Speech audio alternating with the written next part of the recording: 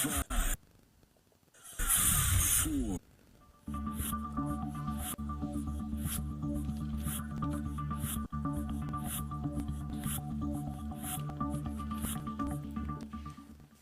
The following program contains scenes and language of a frank and explicit nature. Viewer discretion is advised. In 5, 4, 3, 2, live now. I don't know, Mike. I don't know what you're talking about. Hey, everybody, he's a macho. Savage, you're listening to Mike Trash, TrashTalkingRadio.com. The best in the business. Say it, the macho. Wrestling fans throughout Radio Land, listen to Trash Talking Radio at TrashTalkingRadio.com. Every Tuesday from 7 to 10 o'clock. You hear guys like myself. You guys, come on.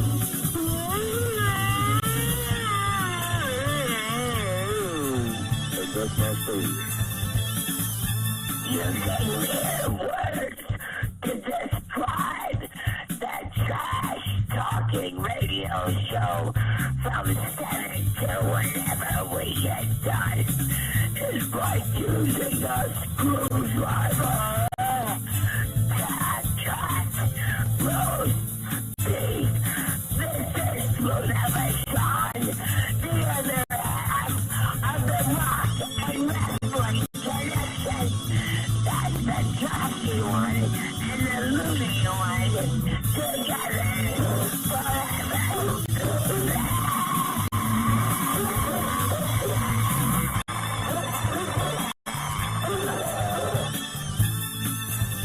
Hello, ladies and gentlemen.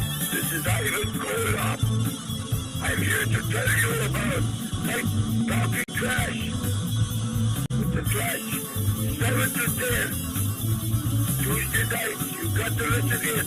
It's the best around, the best in town.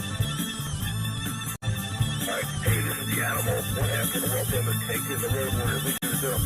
If you know what's good for you, listen to Trash Talking Radio or else. Everybody, you're watching Trash Talking Radio. This is Hulk Hogan. What do you got to say about Trash Talking? Well, I got to say that I just bought Trash Talking Radio. You're out of the picture, dude. This is my show, and you better watch because what you going to do when Hulk Hogan's brand new Trash Talking Radio runs wild on you? This is the Vital Idol, and you're listening to Trash Talking Radio every Tuesday from 7 to 10 on TrashTalkingRadio.com. And remember this. When the Vital Idol tells you, it's got to be true. And when it's on the internet, it's got to be real. It's Trash Talking Radio every Tuesday from 7 to 10. I am the top of pop, the king of swing, the international rock star, way above par, the host with the most, Mr. Tuesday Night, the Vital Idol, Classy Mike Trash, and thank you very much.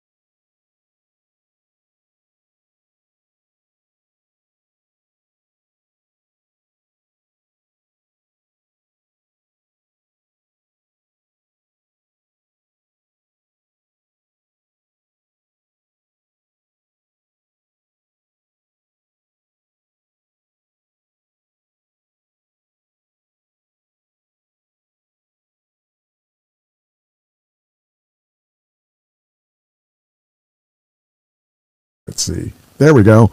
Trash Talking Radio Tuesday night. It's the best night of the week. And now you hear us because I actually turned on the volume this time. So that makes it a little easier. You'd think after all these years I would think to do that, but, you know, I don't always think to do that. Well, Michael, you're slowing down in your old age. Oh, man. You're not kidding. In more ways than I wish to say. But I did cut the grass, so that wasn't too bad. I didn't have my robot to do it, so I had to actually do it the old-fashioned way. Well, this time the old-fashioned way was a tractor, but last time I did it by hand, so that was no fun. But anyway, got a lot of stuff to talk about today, and it's what is it? It's something. I don't know. Anyway, I was working on, what was I working on today? I don't know. I'm trying to think. I did. Hopefully you were working on the show. Yeah, well, that was today, yeah. I did a show Friday. I was at the school for Friday. And I just was out scouting somebody this past week, so we'll see what happens with that. I don't know. I don't know what I'm going to do. But, yeah, you're going to come into town to get to see Salt Road. Yes. Looking forward to it. That'll be fun. That's a smaller band, but it's a really good band. I don't know what we're gonna. Well, I actually do know what the set list is, but off the top of my head, I don't know what it is. But it's gonna be a good night. And the thing is, we have no pressure because we're doing it for the bass player's daughter for her birthday, and so it'll be fun. I'm looking forward to it. And then after that, I think the next job I have. I don't know if I have a July one or not. Our one next week got canceled, or this week. This week, I guess it was. No, yeah, this week. We were supposed to be at the American Legion, but they decided not to have any bands for summer because the last band they had was a popular band and they only drew 10 people. So, yeah, we decided. Well, we didn't decide it. They decided they didn't want us to show up for 10 people. And that would be, that's okay. I mean, when you consider that band has 5 people, then we'd have 15 people. So we could have outdrew them or out, you know. Anyway, we'll see how that goes. But it's okay because I'm not even done editing the stuff I've done from the last job because I've been so busy. I got it pretty much ready to put special effects in, but made sure everything lined up, cut them into individual songs so I can put them on YouTube because nobody likes to listen to long things. Otherwise, I'd put the whole set up there, but I'll put the whole set up there, but just on individual songs. That way people can see what song they're going to listen to before they listen to it. So I'm looking forward to that. Yeah, it's funny. When I do YouTube, you know, if it says it's 55 minutes, I usually don't watch it. Yeah. Yeah. I've been looking for things if it's 25, I'll watch it, but if it's 55, I usually don't watch it. It depends what time schedule I have. You know, if I'm working on the show, I'll put a longer video on. If I'm just looking for something to watch that's, you know, like, let's say I want to go to bed in 10 minutes, I'll look for a 10-minute video.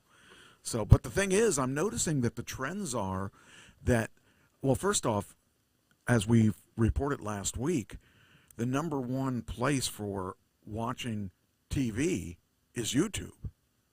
Yeah. So a lot of the YouTube stuff is no longer 5-10 minutes. A lot of the stuff is 50 minutes, an hour, 2 hours.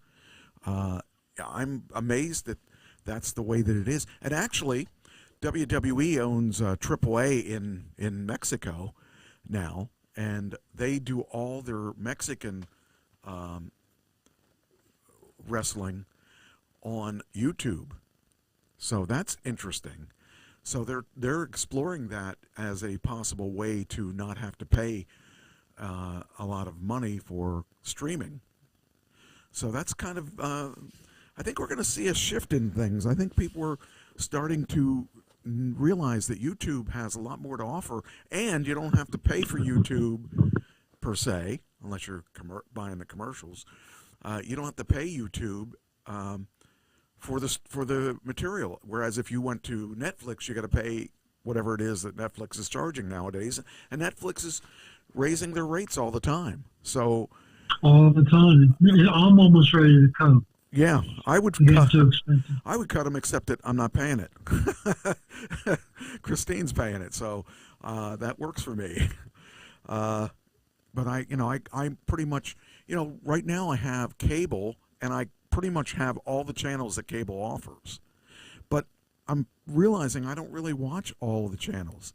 So, yeah, it's sort of like maybe not worth it to do that anymore. And it's not worth that anymore because, with all the streaming that you get, I do watch Peacock. I do watch, I watch Netflix and Peacock and YouTube. That's really where I spend all my time. So really, I could get away with just those. But, the thing is, I get ESPN for free because because I have been with Comcast for so long, they award that as a perk. So I get the streaming of all the pay-per-views and all that stuff. And that's kind of cool. I like that. But, for the most part, I don't know. Sadly, it's hard to divvy up your money. Yeah. On streaming services, because if you like one show on one streaming service, yep, you're paying a lot of money for one show. Yep, and even I'm paying $87 to watch 3 shows on cable. You don't even want to know what I pay. No. I'm embarrassed to say what I pay because I just don't even fight them anymore. I used to fight them every year. I'd wait till I see it go up, and then I'd fight them, and then they'd bring it down again. Every year I used to fight them, and I'd get it down to a reasonable price, and then the next year I'd have to fight them again. And I haven't fought them for a couple years because I just think it's not that I can't afford them. I just think it's a lot of money. But like my wife says, we can afford it, but is it wise? Yeah, that's exactly where it is, and so I don't know. At some point, I'm going to have to make a decision, and at some point, I'm going to have to, decide what if it's worth it for me. I mean, to a certain degree. Oh, HBO is the other one I watch. I watch a lot of HBO because they have AEW wrestling, and they have some good stupid TV that I like. But also, that leads me into my next conversation. So that I wrote a TV show, and that I've written 4 different TV shows, but I've been trying to get one sold. And I got a message from my mentor, I guess I'll call her, and she was just sending me messages. I've never met as positive a person as her. She's a great, great mentor. And I'm in a special class of 10 people who are all top-notch at what they do. And she always puts me over like I'm a superstar. And it's just so weird for me to think of that, because I've never really felt like a superstar. I mean, I've acted like I did, but in my true reality of who I am, I don't think of myself like that. I think of myself as just another guy. But she puts me over like I'm the greatest thing ever. And I it's so weird. I mean, the other day she left me a voice message from Facebook and was saying what we are going to do next, because we're going to, I've done all the steps that I need to do to get to where we got to go next. So she told me that, there's things going on. One of our group members owns a production company. One of our group members owns another piece. So all of our group members are good at different things that I'm not necessarily good at. So as a team, we're going to make this thing work. And I'm so excited about that because, you know me more than a lot of people do. You know things about me that a lot of people don't know. And things I would never discuss with anybody because I'm embarrassed. And the things that you know about me is that I came from nothing. Yeah, and my family never encouraged me to do anything. In fact, they discouraged me to do things. And yes, so, sir. And everyone always told me, you're not worth it. You can't. Your opinions aren't worth it. You got all these dreams, but you're not talented at all, and all that stuff. So that is always in the back of my head. Now, when I hear things from her, she never says anything negative about me. And she started complimenting me on this one voicemail. And I was almost in tears, because I kept thinking, wow, I'm not used to this. This is so weird to hear the positivity coming out of her. Now, she's a positive person to begin with, but she's really helped me in ways that I can never express. It's just the idea that that maybe this is going to happen. Maybe I am going to get it on TV. Maybe it's going to be on HBO. Maybe it's going to be on, I don't know where it's going to be. But the thing is, this could actually happen. And if one of these happens, they could all happen. And I could have all of my TV shows on. That would be, I can't even tell you how cool that would be. But that would be really cool. Just the idea. Let's back up 1 second. Okay. You did something very positive and very good, and you're very good at it. You surround yourself with people that can see you for who you really are. And you did that with Rob and Pete and me and Bowski. I mean, we cut you down tremendously. It's a guy thing. We just tear you apart and let you squirm. But we also knew that you had a lot more potential than your parents ever gave you credit for. The people like that you just mentioned, those are the people that kept me alive, because they were the people that didn't talk down to me. I mean, I knew what was jokes and what wasn't, but back then I had no self-esteem whatsoever. I was trying to build my self-esteem. And if it weren't for you guys, I don't know what would have happened to me. I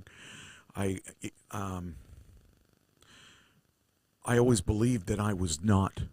I mean, I won't say that. I was always told I was not worth anything. I always believed that can't be true, because nobody's worth nothing. And I was too intelligent to believe that I could be that low.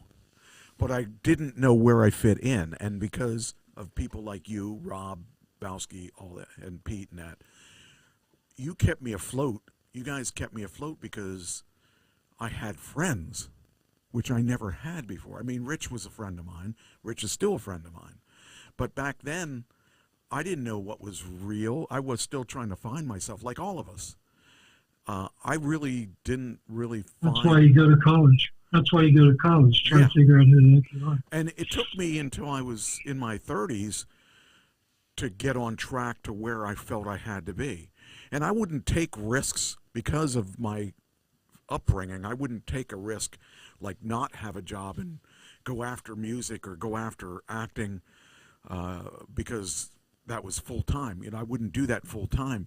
I made a deal with my first wife that if I didn't make it by 25, I was going to work. And I didn't make it by 25, and that's when when I realized that, okay, maybe I can't do it this way, especially in this area. To live in this area and be famous in music and all that. Yeah, there were some people in Pennsylvania that did it, but not from Harrisburg. other than Bret Michaels, there aren't too many from Harrisburg area that did it, but most of them were in Philly. But I really believed that I could do it if I had the right breaks. Now looking back on it, I don't think I could have done it even if I had quite the right breaks, because I didn't have the right discipline. And it took me a long time to find that right discipline and to organize myself and be able to juggle the things that I'm juggling right now.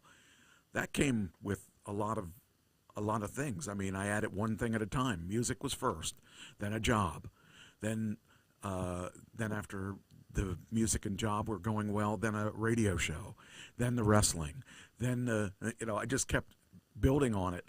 But the other rock for me was Ken. Ken took, he believed in me enough that when I left the one band, he followed me a couple weeks later. And we were together ever since until 2021 when he died. And he was one of the people that stood by me when I went through a lot of crap. Through Pam's death, through my first divorce, through my Jamie years, through my everything. I mean, that guy stood by me, and I will never be able to say thank you to him because he's gone. And if he wasn't gone, I probably wouldn't have done the acting. I probably wouldn't have found a great band because I would have been in a band with him. And I would have been happy with that because that's what I knew. I knew that we had a good band, but we would have never gone anywhere beyond what we were doing because I just don't think that we would have done any more. I think I needed a kick in the pants, and I think him dying was the kick in the pants. When he died, I was like, well, what am I going to do now? Now I don't have Pam. I don't have Ken. These are the people that stood me up when I was falling down. And, I just, I thought about that early. I thought about that a lot lately, Take a lesson from a man of Scripture named Moses, who was 80 years old when he did his Moses thing. Oh, wow. He was a prince of Egypt, and at 40 years old, he left that because he killed an Egyptian, and so he ran away. But he spent 40 years as a herder. Wow. Before God called him to be Moses. Wow. I didn't realize he was that old. He was 80, yeah.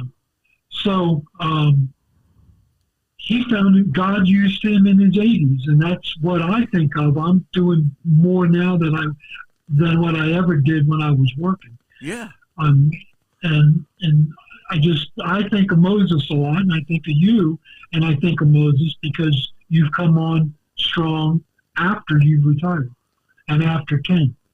Yeah. So your best days are ahead of you, brother. Well, it's kind of funny because the conversation that she said to me or that she left on my voicemail was, I know that you don't talk a lot during our group meetings, but I know that you got to hear what I'm saying, and that was how I contribute through other things, and that is by everything I'm doing at once and doing it and not doing it halfway. Somehow I'm always achieving the things that I've been setting out to do. So, hello, Ann.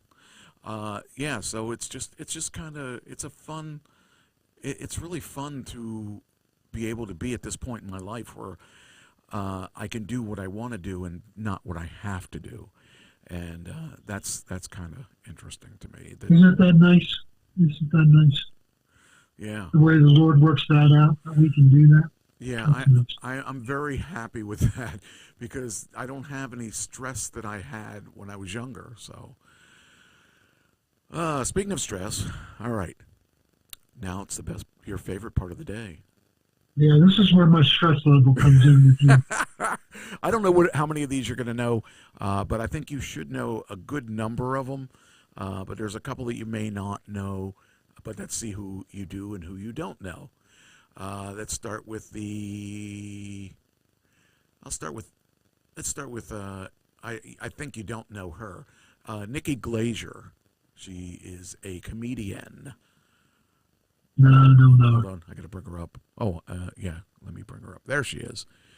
Are these recent pictures? These are recent pictures, and 33. 42 is where she's at. Wow. She looks good for 42. Heidi Klum from America's I Got know Talent. Heidi. Okay, you do. Okay. Yeah, I know Heidi. She's not on America's Got Talent this year. She decided not to do it this year. So She's got to be 42. she's got to be 53. Wow. She looks good for 42 or for 53. Yes, she does. I never would have guessed. Speaking of the devil, she probably paid the devil for that. Amy Schumer, do you know her? Yeah, I've heard of her. She's a comedian. I'm going to guess 48. Oh, that's a good one. 45. Tom Holland, do you know Spider-Man? Which one? This is Oh, him. yeah. Oh, goodness. I'm going to say 31. 30. Yeah, he's 30. He's 30. Good one. I wasn't sure if you'd get him or not because I didn't know if you knew who he was. So that. Well, I know his face. I wouldn't have known his name, but I watched that Spider-Man. That's the one Spider-Man I watched. I like all the Spider-Men that they've had, and actually even though they don't look a whole lot alike, and then they did the thing where they had all three of them appearing at once, and I thought that was kind of interesting the way they did that. Okay, now we're going to get a little bit. I think you'll know the rest of these guys. I think. I know. Okay, let's go with this one. Did you ever watch Miami Vice? Yeah. Philip Michael Thomas. He's been around a while. Yes, so I'm going to say 65. 77. Wow. Now he has one of these things. What does that mean? Isn't that a religious thing? Yes. All right. He's Muslim. Okay. All right. I want to ask you that. I'm pretty sure he's Muslim. I'm pretty sure that's Muslim. Yeah, I forgot all about him. He's been out of the business. I mean, I haven't seen him in the business for a while, so I think he might be out of the business. I think you know the rest of them. I'm fairly sure you know the rest of them. Okay, here we go. Adam Carolla. Yeah, I know Adam. Probably. Adam's got to be 56. He is 62. That's close enough. That's him. Then we got Laverne Cox. Do you know Laverne Cox? Not by name. Laverne was in Orange is the New Black and also in other things, but Laverne is a transgender.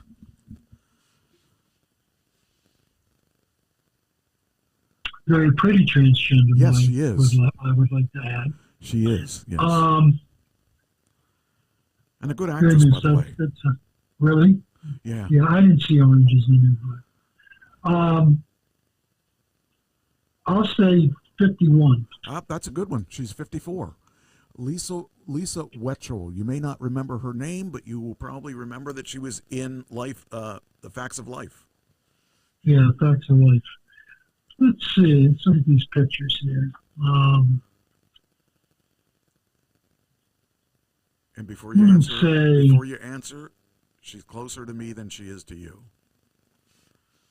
I was going to say 54. Higher. Really? 63. 63. She took her money and she ran. She didn't stay in the business. I think she has her own businesses going right now, and I don't remember what all she's doing, but she's got some businesses that she's involved in. How about this guy, Todd Bridges? I know you probably know him. Wait, that's the wrong one. Hold on. Todd Bridges. I was going to say, it doesn't look like Todd Bridges. Lenny Kravitz is one that we got to do anyway, so let's do Lenny Kravitz. 63. 62, you got it. Okay. Now we'll do Todd Bridges, hopefully, if this comes up right. There he is.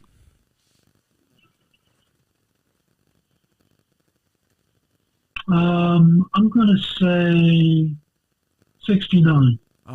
61. 61, okay. We did Adam Carolla, right? Yeah. Okay. Here's one you probably don't remember him well, but Bobcat Goldthwait. He was in the police. What was that? Police Academy. Academy, yeah. He was in those, and he also was a stand-up comedian, and he had a stutter. Yeah. He had a skit. Not a skit, but He used to stutter. His laugh. He would stutter, do like, yeah. He would at the end of his words. Yeah. He was good, too. Stick. I used to love him. He had the stick. He's probably 70 now. He is 64. I thought he would be older than that. Because I thought the police academies were in the 80s, but I think they might have been in the 90s. I don't know. Maybe. Or else he was really young when he did it. We got two more. I don't know if you know this guy, Morgan Freeman. He's got to be 90 now. 89, you got it. All right. 89. And one last one. I love Morgan Freeman. So do I. So do I. He's one of my favorite actors. Yeah. If I'm going to watch a movie and he's in it, I'll watch it. I like what he does, and he's just, his voice is unforgettable too. He just has that voice that just resonates. Well, he took over for I'm going to say Jones is his last name, but I can't think of his first name. With the voiceovers, that distinctive voice. I know that he does a lot of voiceovers. Yeah, he does really, and he does really. I love his voice. And lastly, speaking of voices, I know that you know this guy. Pat Boone. Pat Boone, yes. He's got to be 94. He's got to be 92. You got it. All right. I think you got everybody. Just about everybody. Within the ballpark, but yeah. I got some pretty good. I give you 5 to 6 points. So usually you're okay. I think there was one or two that you were off by a little bit, but that was pretty good. I like that. All right, what was that? What was that? I forget. I've got to look up to see what it was that I put in this. Never miss. What was that? Oh, okay. Remember I said I was in a match where I lost my client? Well, yeah. This guy here was my client. He was Alex. He was a really good wrestler. He still is a really good wrestler. And actually, he's a friend of mine. He's good. Anyway, this is the match where I lost him. Let's see if we can get any. Can I get this any bigger? I guess not. Okay. Well, but in wrestling, Michael, its turnaround is in the future of everybody. Here we go. Now this is him in the red and black, and this is Boone Harding. And this is the. I'll try to skip around. I'll go see if I can push this up a little bit. But this was the match where I ended up being fired.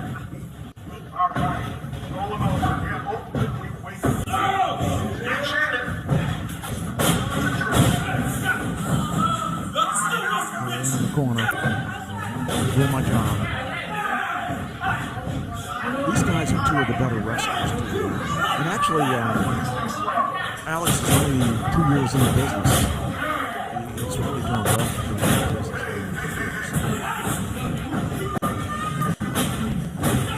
The experience means a lot.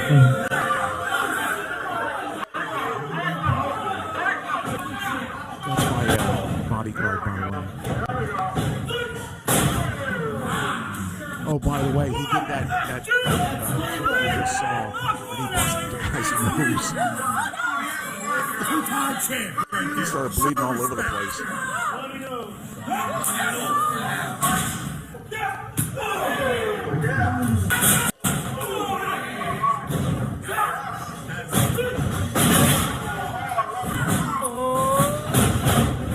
They're very good wrestlers, and they got good chemistry together.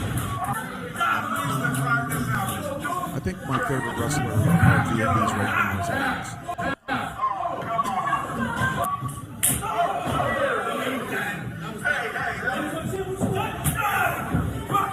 They were hard on each other, man. They were chopping each other to death. Yeah, but that makes for a better match. It did. It was a good match. It was a really good match till the end.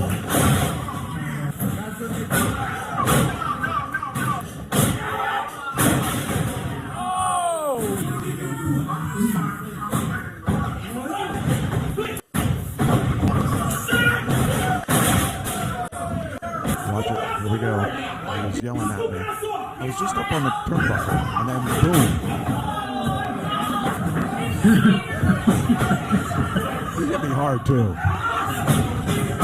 Did you know it was coming or not? How would I know it was coming? I knew it was coming when he hit me. Well, when he was heading for you. He was heading for you. Well, I couldn't get out of the way in time. And then he started yelling. I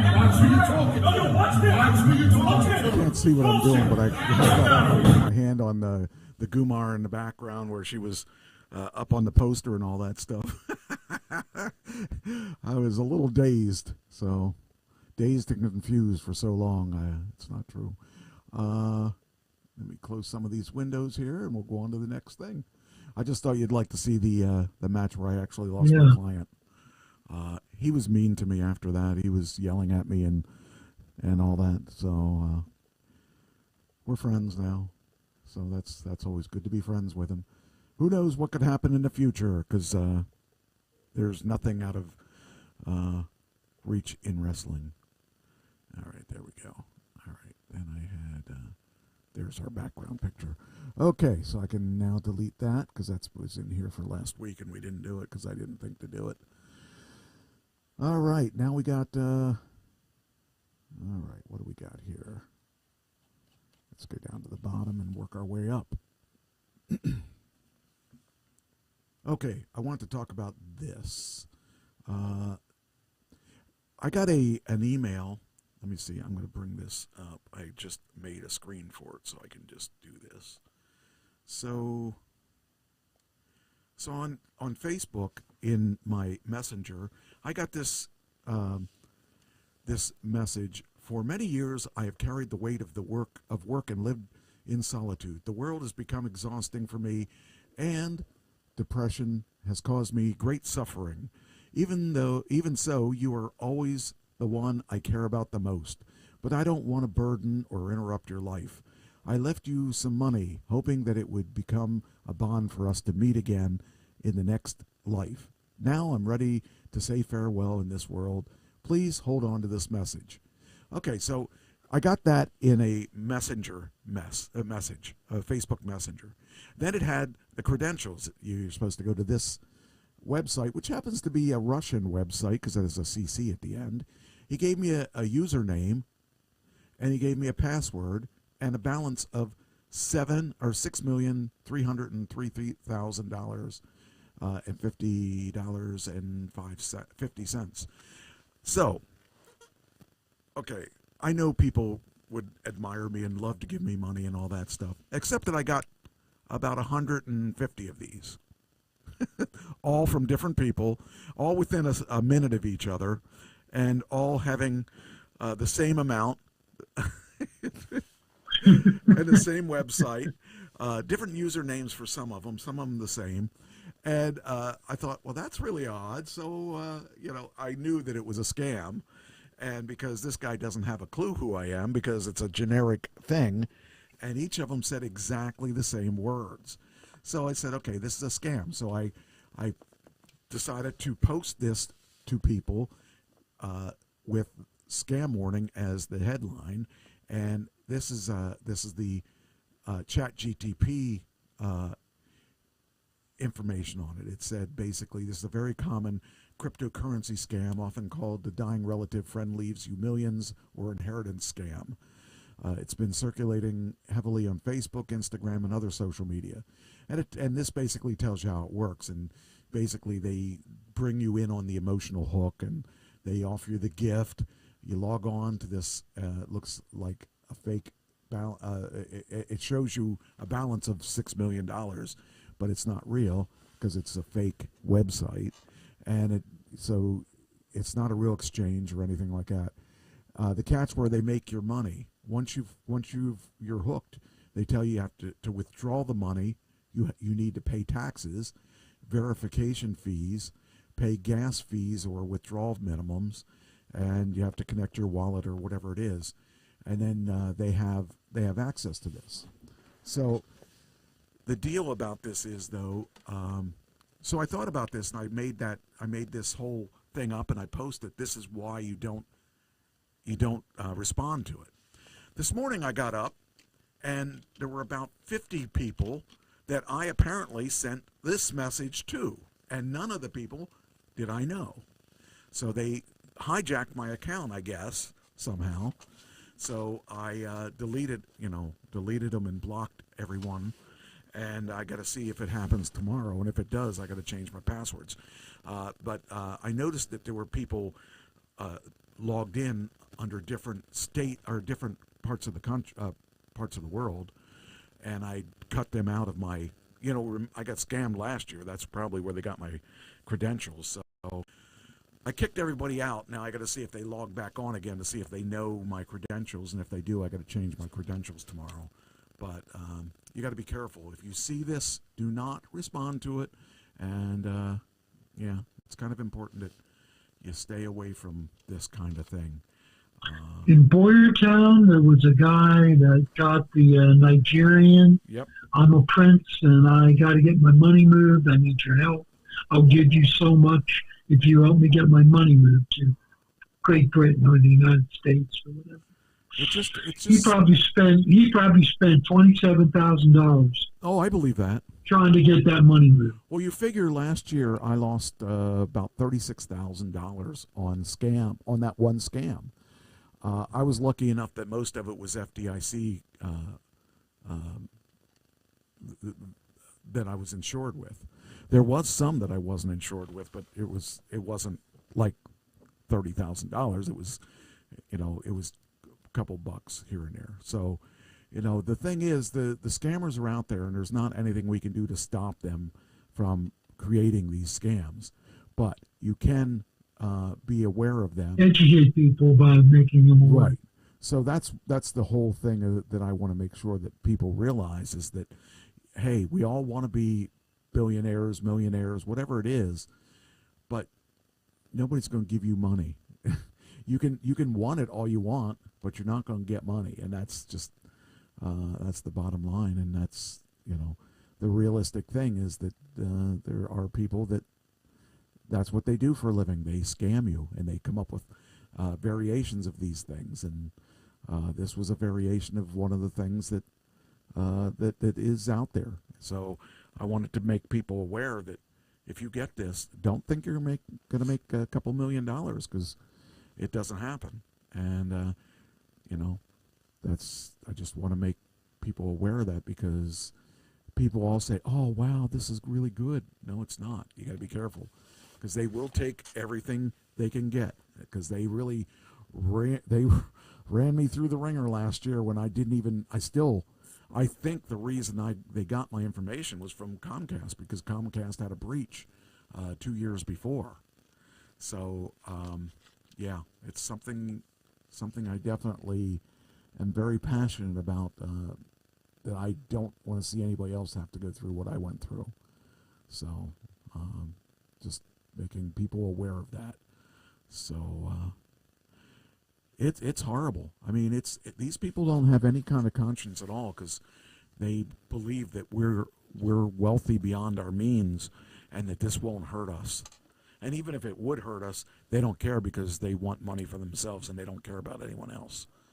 So just to let you know. And they do it by volume, and they know they're going to hook 1, 2, 3. Yes, and they are. And they're going to get people that are greedy, that want to get the millions of dollars that are being offered to them for no work. That's what happened to this guy in the church. He was greedy for money. He needed money. He ran his own business, and he was terrible at bookkeeping. He was terrible at managing his money, and he was in debt, and he needed to get out of debt. And he got this Nigerian letter, and he bought it hook, line, and sinker. Yeah.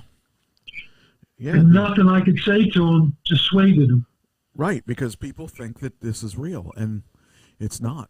They're just predators. They're out trying to steal your money. And it sucks, because you want to believe that you want to believe that that's going to happen, but it just isn't. So anyway, I just wanted to bring that up. All right, so our first story here is low-life dad from Long Island, New York, which most of them from Long Island are low-life. No, I shouldn't say that. I got friends in Long Island.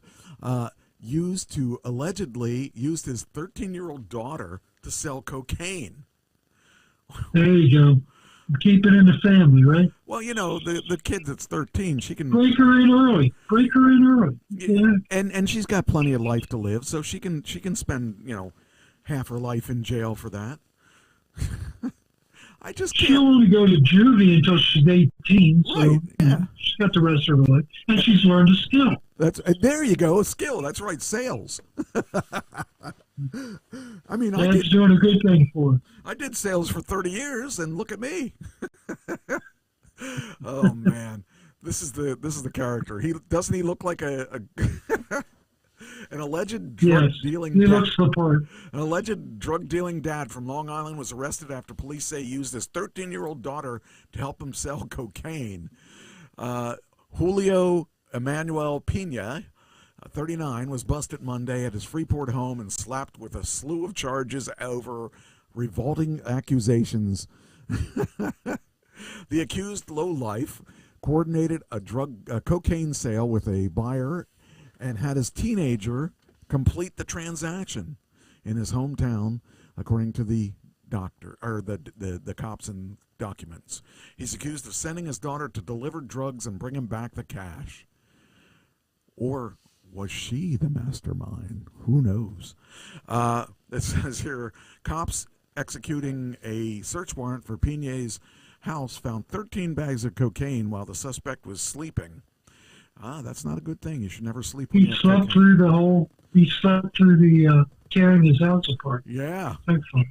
And Pena, that's what it says. It says Pena was reportedly sleeping at the time of the raid.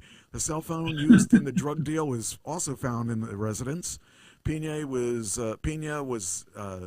charged with 3 counts of criminal possession of controlled substance. Man, that guy, you know, you just don't keep the drugs in your house. At least put it in a shed or something, you know. 3 counts of... Or at least put it in your daughter's bedroom so you could blame her. That's right. I don't know what she was doing in there. Oh, man.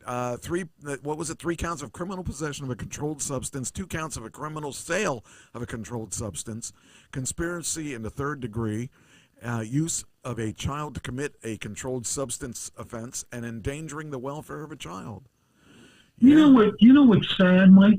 They have a charge called, you go back down a little bit, use of a... Where was it? No, it was right. Use of the child to commit a controlled substance offense.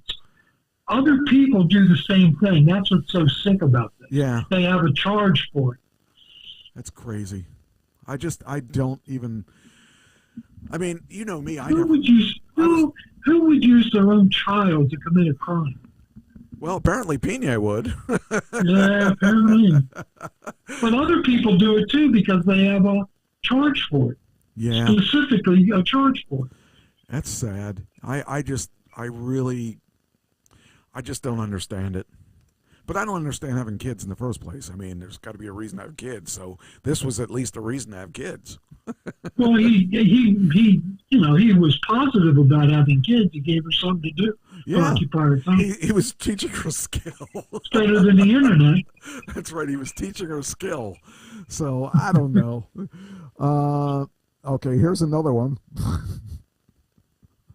Bizarre moment. Maryland police arrest giant suspect as his pants and underwear fall down in a viral video.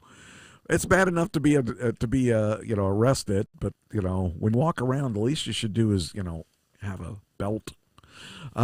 Bizarre video shows cops in Maryland struggling to subdue a large man whose pants and underwear fall down as he detained outside a church. That's the perfect place to lose your pants. So you could do it for the world. Cell phone footage shows the human giant wearing a dirty T-shirt with dark pants, sneakers, and matted hair and beard fighting off multiple officers. Suddenly, the unidentified suspect's pants and underwear fall down, leaving him naked from the waist down. Just wear a belt or something. And he's a large man, too. Yeah, wear a belt, something. I mean, Well, we live on a corner of 2 very traveled streets. And people walk by us.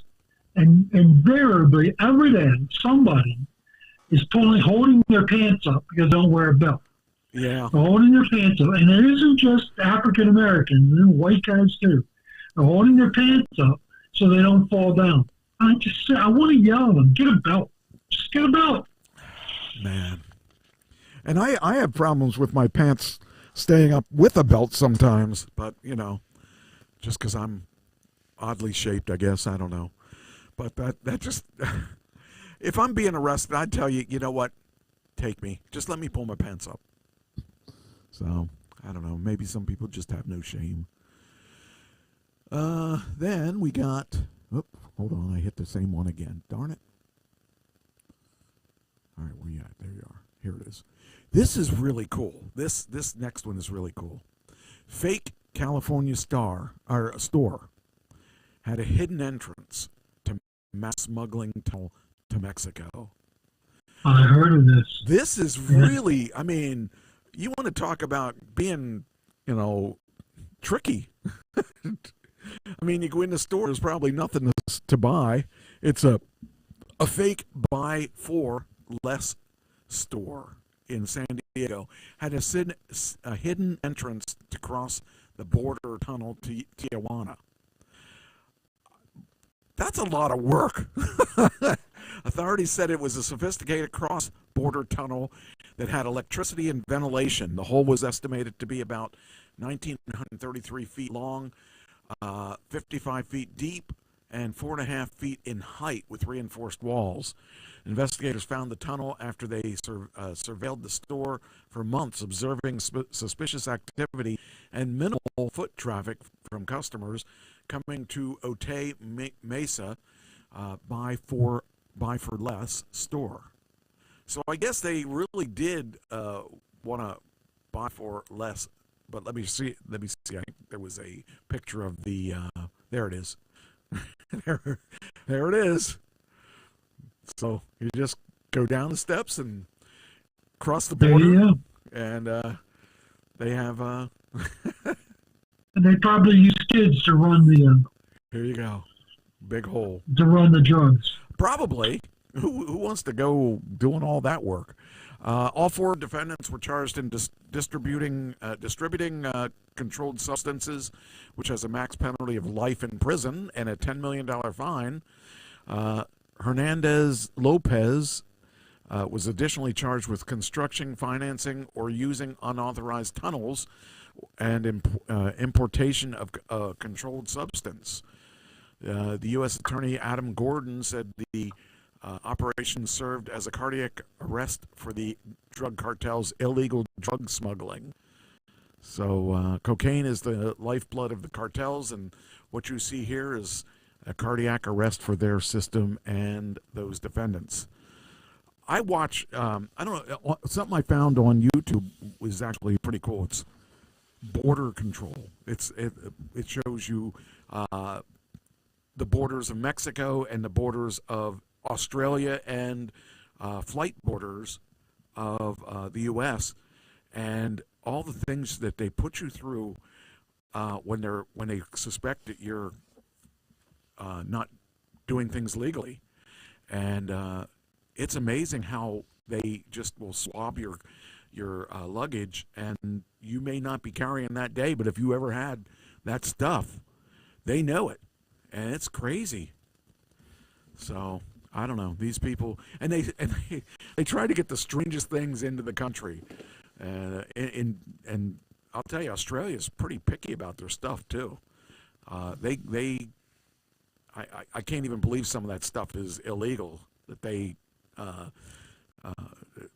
get people for. So it's insane. I will never, ever, ever try to smuggle anything through those places. Never, ever. I don't want to get stuck in some Mexican jail or whatever it is that they end up sending you to. And everybody, like, even if it's a small thing, like they're saying, and they got sentenced to 4 years, they got sentenced to 10 years. I'm like, wow, that's crazy.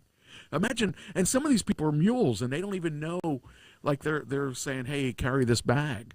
And like, you're stupid if you're carrying somebody else's bag. You know there's a reason they're asking you to carry it. So, yeah, that's insane. I would not want to have to deal with that. Fortunately, I don't. But that was a crazy one. Let's see what else we got here. Oh, this is kind of cool. There's a movie out called Back Rooms. Are you aware of that? No. This is a pretty popular movie. It's actually doing really well at the box office. The guy that made it is a YouTuber, and he still lives with his parents. He's got this really big Hollywood movie. Well, do you think he'll move out now, or do you think he'll just buy his parents a nicer home and live in it? I think he'll live off his parents as long as he can, and then he'll buy them out when they, or he'll probably wait for them and take their house or something. I don't know. The kids today, I mean, he's not a millennial. He's a whatever that is. They figure he's 20 years old. He was born in 2006. So I'm really surprised that he's actually achieved. A 20-year-old filmmaker behind the box office phenomenon of Backrooms that took $118 million this weekend. Barely to live on. Beating the latest Star Wars installment. He's a former YouTuber who lives in his parents with parents in a suburban neighborhood in California. So, congratulations. I mean, that would be awesome. Evidently, it's not too hard to beat Mandalorian and whatever it is. Oh, they did really well, though. This is what, the third week or whatever it is. They did really well the first 2 weeks or whatever it was, but yeah, it's. I think it said. What did he do? He did 118 million. That's respectable. That's kind of cool, and yeah, that's cool that the kid is doing really well. There you go. There's the poster for it. So,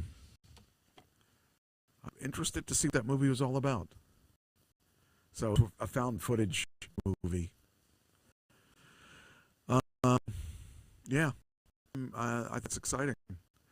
It's cool because he's living off his parents. I mean, he's actually. Well, he might have. Now he is. Well, he's not. Yeah, right. Exactly. Now his parents can live off him. 118 million. That's pretty good. I mean, you. They deserve it. They deserve it after raising him. They deserve to live off him for a while. That's right. That's right.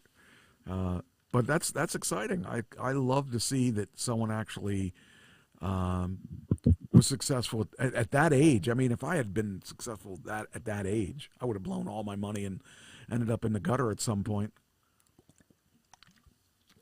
Instead, maybe he's got some sense.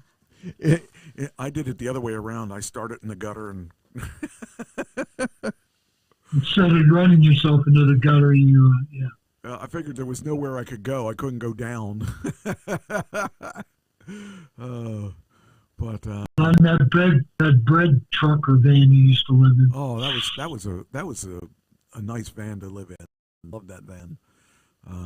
That's now in my. I think my sister said that they buried that in the property that she's in now. I don't know. That was that was an interesting life I had. All right, now next.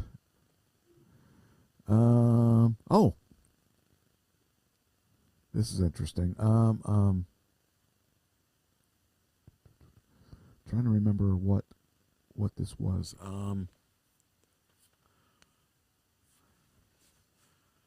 New York City mansion. Oh, yeah, this was cool. Asking record for a New York City mansion for $85 million finds a buyer. Could you imagine buying a place for $85 million in New York City? The ultra-wealthy flock to homes of a rare scale. This house, I wouldn't want to spend $85 million in New York, but this is the house. It looks like an apartment building. Here's the thing. Yeah. Not with this mayor. This mayor hates rich people. Wow. He's out to get them. Huh. I wouldn't move to New York City now for anything. I wouldn't do it. I can't stand that many people around. That's just too many people. Well, that's in a row. That's a row home. That's what's called a row home. Maybe 85 million, but it's a row home. Yeah, I know. It's a big row home, though. 41.5 foot upper west side combined townhouse, whose width makes it a mansion by local standards, asking a record 85 million, has gone into contract. So the final sale price isn't known yet, but it should sell for that sum. It will rank as city's priciest townhouse sale in history. So I can't. It better have an elevator inside. at least one elevator. Oh man, I just couldn't do it. It's just too many people. There's too many people in New York. I hate driving there. And if you're living there, you don't drive anyway most of the time. No, you don't. So I can't not drive. But I mean, it looks pretty nice. You know? Well, that's pretty nice. Look at that. Yeah. I mean, I don't know if that's I guess that would be good for some people, but I just can't. I can't live in a city like that. Well, it's got more square footage than this house. So I'm sure. Probably one floor is more square footage. Let me see if it says. Does it say it anywhere? Let me see here. Just off Central Park, 48 to 50. 1,960 square feet. Holy crap! 25 rooms across 8 levels. That's crazy. I can't even imagine that much square footage in a house. It's got a 2,000 square foot floor, primary. I can't read it. It's grabbing you back, but it's a suite, primary suite. Wood burning fireplaces, 55-foot indoor lap pool, a jacuzzi, a fitness center, and a yoga space. You know, I wouldn't even have to be. I would never leave that house. Yeah, there would be no point. I'd be like, what? Order your food in. Got Amazon deliveries. Yeah. Order your food in. Or for 85 million, you hire a cook, a series of cooks who work 24 hours a day. So. That's right. Oh man, that's a lot of room. 19,000 square feet. That's a big, big place. It's no wonder. A nanny to raise your kid, a cook, a nanny to raise your kids, and a personal trainer that shows up to work you out every day. It says there is a demand at the Uber trophy level for extraordinarily large, beautifully renovated properties. And then it says that the West 69th Street was the priciest among 32 contracts signed last week for Manhattan homes priced at $4 million or more. The amount of wealth at the top is mind-boggling. There's always seems to be a buyer for a rare property, painting, car, or collectible. The seller purchased the 2 neighboring townhouses on West 69th Street for $24.5 million in 2012 and combined them into a single-family townhouse. That I just $84 million. Can you? I can't even imagine that much money. That profit is well, Mondani. He's against millionaires, and billionaires. I mean, he's going to tax the crap out of that person. Huh. Wow. And they're if he gets to put if Mondani gets to put in the things he wants to put in place, that person won't like living in New York. And it says that doesn't mean the combination wasn't well received by his neighbors.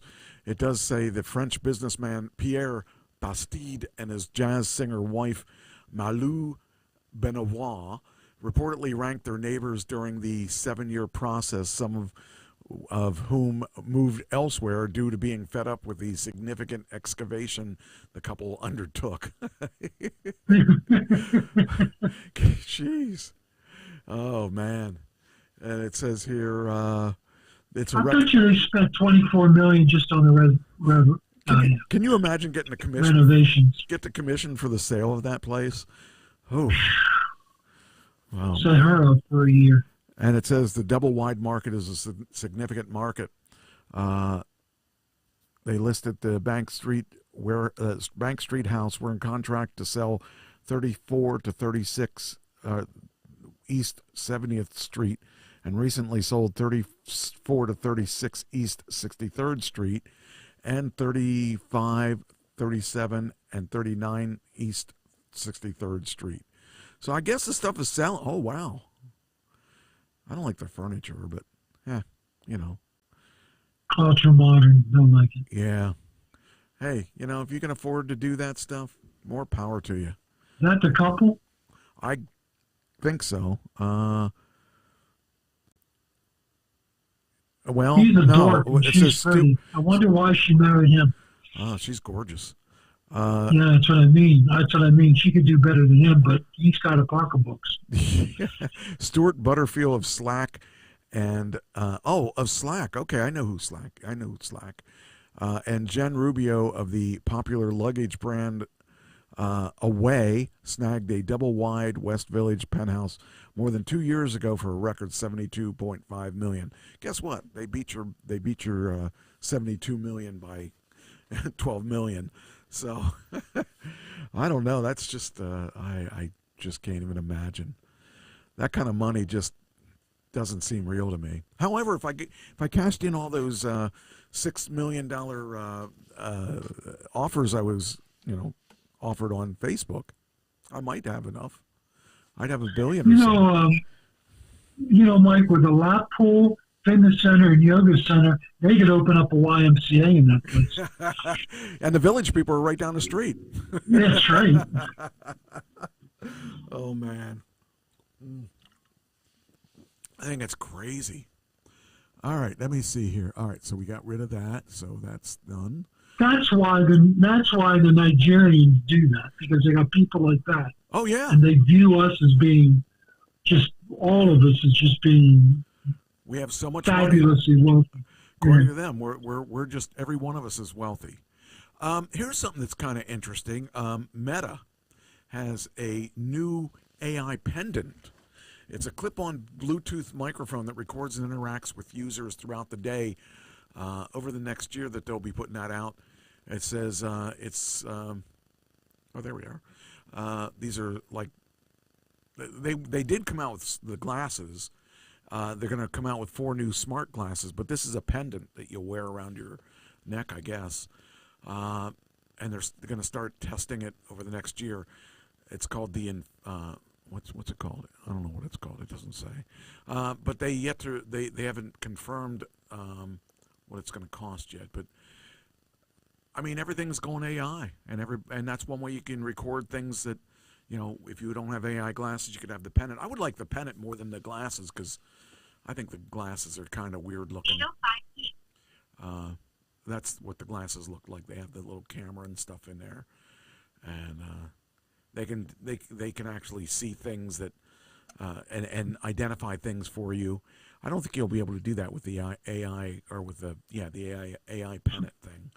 But it says here, Meta's Reality Labs division has been bleeding money for years and lost $19 million in 2025 alone. Zuckerberg told investors during the Meta earnings call for the fourth quarter that the division is going to focus on glasses and wearables going forward, and the company expects division losses to gradually become smaller. I don't know. It seems to be the next phase is that everybody wants to be on top of things, and with the AI glasses, you have a chance of doing that. So, or the pendant. So I don't know. What do I know? This is interesting. So my goal is to own a Tesla with the AI glasses when I'm 80. I mean, I think the nice thing about that is that most 80-year-olds won't do that. Yeah. The nice thing about that, though, is you have an advantage over other people, especially if you're working and someone asks a question and the AI can answer it for you in your ear. You sound like you're a genius. So yes. This next one is so cool. This is, I'm sorry, I'm going into your time. It's your turn. Do the next one. Okay. Do the next one. I'll give you this next one. This is a really, really, really cool story. An 8-year-old sent a neighbor. The 8-year-old was hearing a neighbor play guitar, and thought that the guy was really cool. So this 8-year-old built a paper airplane with a note on it, and she asked him if he would play her a song, a Taylor Swift song. And so the guy did. The guy did play her a Taylor Swift song. And the really cool thing about this is it was on TikTok. They recorded it for TikTok. Well, guess what happened? Taylor Swift did something. Taylor Swift heard about this through Instagram and sent her a guitar. With her picture on it. With her picture on it. I think that is really that's cool. Cool. That's cool. That's somebody who gets it. That's a feel-good thing. She gets it. She gets it. She takes care of her people. You know? Yes, she does. This happened in April. The 8-year-old named Madeline tossed out a paper airplane to the neighbor because she didn't know the neighbor, and she just said, I really would love to have you play a Taylor Swift song. And he learned the love story song. I don't know what that is because I never listened to it. Which was recorded by the girl's mom, and later shared on TikTok. The clip has been seen by millions of people, including Taylor Swift. And I think that in itself is a good story. But the guy's name is Ethan Hayes. He's 26. He's a full-time musician. He didn't really know the family at all, although he and his roommate moved in last September. And that all began to change when he totally missed the paper airplane landing in his yard, got a friendly earful from Madeline's stepfather, who opened the family's kitchen window and shouted to him about the note. I was probably looking at lyrics or something on my phone. I was playing, and he's like, "Hey man, my daughter threw an airplane." So I went over and looked, and sure enough, there's the airplane that she apparently threw. And when he did find the note, he panicked because he's not a diehard Swiftie, but thankfully he was familiar with her hit song Love Story. I'm a musician, so I get requests all the time. That's the one that I keep in my back pocket. And to Madeline's delight, even though Hayes didn't know all the words, he began to perform the song.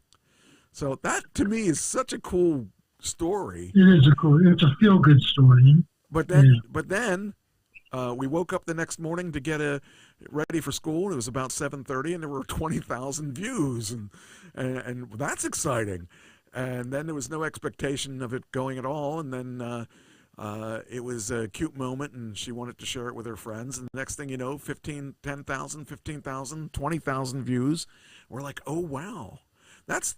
To me, that would be enough, but that wasn't enough, because then there's the guy there,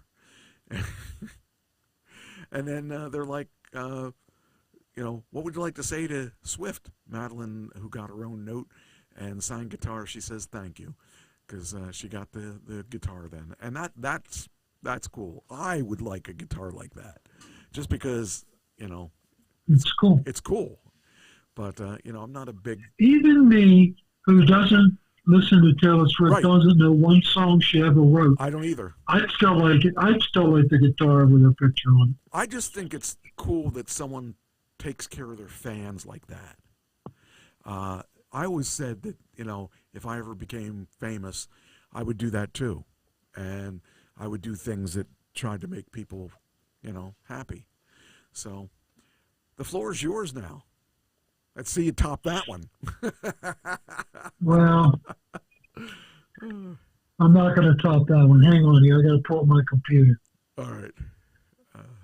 Hey, hold on. There's music. Didn't mean to do that. I thought that was just a clip. I thought that was just a picture. So we'll kill the volume on that. Anyhow, I'm starting off different this week. I'm starting with an AI story. Okay. Because I'm sick of the war.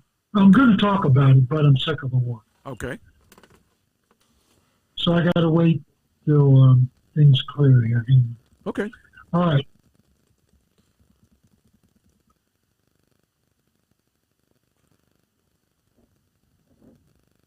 Well, I'm having computer issues. Uh-oh. Here we go. Tech, well, except all cookies. I hate that. Tell podcaster to warns AI leaders envisioning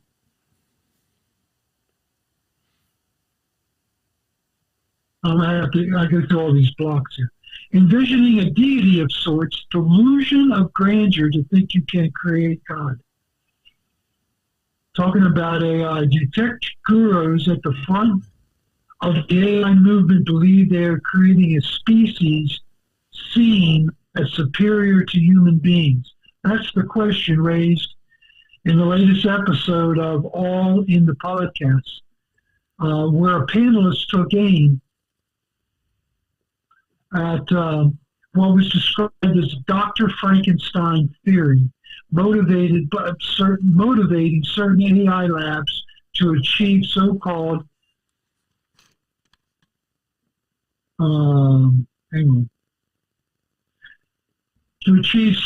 artificial general intelligence, AGI, in pursuit of creating a digital deity. It's talking about Anthropic, who has, Claude, and who is fearful of putting it out in the market because it is so advanced. It is the most advanced AI out there. Are they creating a deity? In a wide-ranging discussion on the future of AI, several panelists credited Tesla and SpaceX founder Elon Musk with early foresight onto the dangers of concentrating AI power, while sharply criticizing what is once described as the Frankenstein theory, motivating certain AI labs, particularly Anthropic. Musk, this conversation shifted to applauding Musk's efforts more than a decade ago to prevent DeepMind, another AI startup, being acquired by Google. I remember having a conversation with Elon about this one set. We have to figure out a way for DeepMind not to go to Google. We have to block this somehow. But he begged those folks not to sell to Google because Google was running the table on everything, and he wanted the technology to be independent, and also said that this was his motivation to launch OpenAI as a nonprofit. This is not good because some people in the industry would love to have a tech deity. Evidently, this is a thing. He credits Musk with sounding the alarm decade ago about what AI could do, and that how far AI could go, and what AI could turn into. And they envision some researchers envision some tech gurus envision a future where we will do nothing but play and create, while AI supervises us and determines our worth depending on how much we'll get in basic income, based on how worthy we are to them. And they will take care of us, completely take care of us. And we'll get to play in the woods and play in the meadows and play at the beach while they run the world. Interesting. And this is a vision of many in the tech world. Well, I mean, that's like one of the things that was a concern with people when you're talking about using AI for, we're talking about the robot thing. The robot's going to be working on AI, and it's really the main thing to start is to take care of the aging population, but as well as doing a lot of work for people, warehouse work, all the different works that it can do. And the question was, okay, if you don't have to go to work anymore, how do you get paid? You know, are you renting your robot out? I mean, why couldn't the businesses just, you know, buy the robots? So the issue becomes, how do you survive once the robots and the AI basic income, which is a communist or socialistic idea that there's a basic income for everybody. Right, and there's got to be. I mean, the biggest thing is like, okay, so we're talking about having these robots out there so you don't have to work. Well, then how do you make your money? Where's the money come from? Well, I'm on a basic income. I have this. Seniors have this, Mike. It's called Social Security. Well, sure, but if you were 21, but some people have nothing but Social Security. But if you're like 21 and you have nothing, you know, you didn't build any Social Security, where is the money coming from? And you're not going to tell me that Trump is going to be getting the same amount of money as a 21-year-old, you know, or I'm not going to get the same money as a 21-year-old because I spent my years working for a living. So how do we figure out, like, what's the 21-year-old going to do? How does that guy... Well, let's say he's a musician. He might get more than basic because he's a good musician. And the AIs determine and value him more than they do a non-musician. I don't know. Some people would be really upset by that, though. Like Sure. my parents would not have been happy. This is problematic. Yeah. My parents would not have been happy if I got more money playing music than my dad did from being a steel worker. Or an actor. Or an actor, or whatever, you know. Because actors are going to have issues with these things as we get better and better at them, because they're going to be, you know, they're going to be put out of work. Yeah. So, I mean, this is why wouldn't a director use AI if AI is as good as humans? Why wouldn't a director use AI because he could get perfect scenes every time? Well, shot. I want to tell you that I told you about that group that I'm in, of all these creative people and all these. There's 10 of us. There's half of us are writers, half of us are actors. Actually, I should say a third of us are writers, a third of us are actors, and a third of us are both. So they just finished, or I should say they just, they're working on an AI movie, and it looks really good.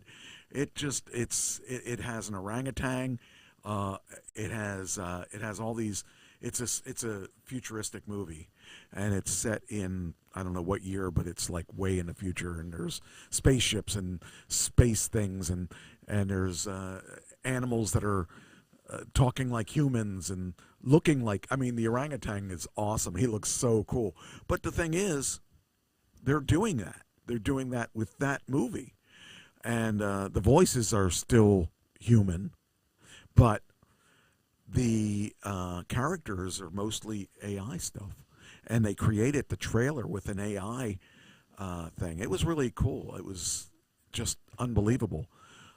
So these guys, I mean, it's there. We're there now. We're there we are at that point in things like movies and stuff where we're replacing the actors with AI. So instead of using green screen, we'll just go right straight to AI. Correct. Well, some of the stuff will still be green screen, but some of the characters will be created with AI and might be have a green screen background so that it can fit into whatever the scene is. It's really interesting, and I'm glad we're at the age we are, because I wouldn't want to have to grow up in this world and figure out where I'm going to make money. I mean, at this point, that's a difficult thing, because AI can do everything that we can do, at least in the entertainment world. So, and soon to be in the warehouse world, in the AI things are actually in some of the, well, I think they're in the Tesla diner serving people. So, yeah, we're already there. It's in its infancy, but we're there. It's scary. It is. It's scary. I'm glad I'm 70.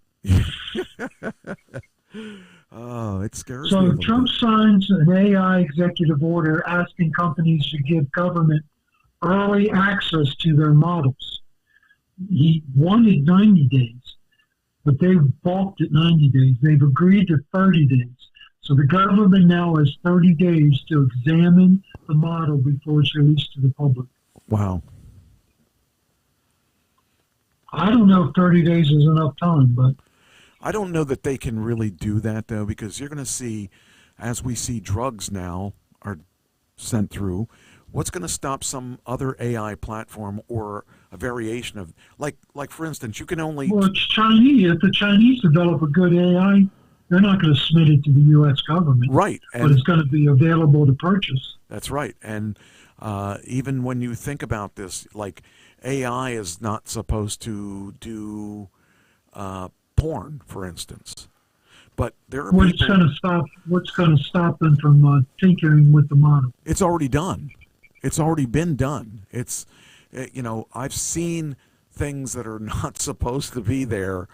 I've run across them, and I'm like, this is AI? I mean, you wouldn't expect it to be AI. This stuff is too good. It's, and there's no way to regulate it because there's always going to be a workaround for everything. You're not supposed to be able to make, there's certain things you can't do. One of the quotes, I do quotes every day on Facebook. I don't know if you know that or not, but I do quotes. Yeah, I know it. I don't watch it because I'm not on social media. But I know depending who says the quote, they have it copyrighted. So you can't make a graphic on AI because it's copyrighted. And I think that's really weird. And of the 3 AI generators that I use, Grok doesn't let me use it.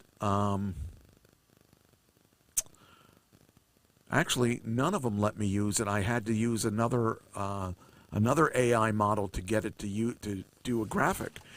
And it wasn't anything that was, it was somebody that said something, and it was just something that they have trademarked. And they actually trademark words. I mean, like sayings. And I thought, well, that's kind of weird that it won't let me do a graphic about something somebody said, but because their name was attached to it, it wouldn't let me do a graphic, and I had to do it sideways. So it just made it difficult. And I'm not profiting off of it. It's a quote. It didn't make sense to me that they wouldn't let me do a freaking quote on that. But whatever. I mean, AI's really in its infancy, and we're going to see all kinds of fights and changes and all that stuff for people that are going to want to do things different. So I don't know. Hopefully we will have to figure out what the right thing is. And I mean, we got to do it soon because it's growing quicker than we ever expected it to. Yeah. Scary to me, Mike. Now to the Middle East, to Iran. Israel kills 8 in southern Lebanon a day after Trump said Israel and Hezbollah to de-escalate. The strikes kill a father and his 2 children and came as Washington talks sought to preserve a ceasefire between Israel and Hezbollah. Israel Defense Minister Israel Katz warned that Israel would target Beirut if Hezbollah continues to do attacks. Now here's what happened. Since the ceasefire began on April 17th, over 1,000 missiles and 1,400 drones for a total of 2,400 missiles and drones combined have been fired into northern Israel since the ceasefire. The ongoing conflict has killed 3,433 people in Lebanon and has displaced more than 1 million because Israel has decided that they weren't going to put up with 2,400 missiles and drones being fired into northern Israel, so they have attacked. And they have attacked deep into Lebanon, even into the suburbs of Beirut, which is the headquarters of Hezbollah. Now, Hezbollah is the proxy of Iran. And Iran has said that they no longer will negotiate with the United States if Hezbollah is being attacked by Israel. Problem number one is Hezbollah started it. Okay. All right. Problem number two is that's an excuse for Iran to back out of talks with the United States because they have no desire to come to an agreement. Okay. Okay, and here's why. The leadership of Iran are 12ers, which means they're looking for the 12th Imam to come back to life. All right. When Muhammad died, the Sunnis believe that the leader of Islam should become from 12 top-notch number one imams that would choose the leader. This group of 12 would choose the leader, and when one would die, they choose another leader, and they replace the 12. As one of the 12 would die, then so there'd be 11, then they pick the leader of the group, much like a boardroom with a board chair. And the leader of Islam would be the board chair. Okay? And so as people died, they'd be replaced. And then when the 12th Imam would die, then they would vote on the next 12th Imam. That's what the Sunnis believe. The Shiites believe that you come down father to son or stepson, but you come down father to son. So after Muhammad died, there were 12 imams, down to 868 after Christ. The 12th imam disappeared. Didn't die. They don't know where he went. He just disappeared. And they built this cult around the fact that he will come back someday. Take his army, join with Jesus, attack Jerusalem, defeat the Antichrist, and paradise will be ushered into the earth, with Allah being the king. Okay. The 12th Imam is only going to come when there's chaos, complete and total chaos in the world. So a Shiite 12er wants to create that chaos. The leaders of Iran want to create that chaos. What better way to create chaos than with a nuclear weapon dropped on London or Berlin or New York City or Israel? What better way to start chaos? And if Britain would shoot a nuke back at Iran, then the Shiite 12ers would die and go directly to paradise as martyrs. So they don't lose in this scenario. In this scenario, they get to paradise one way or another.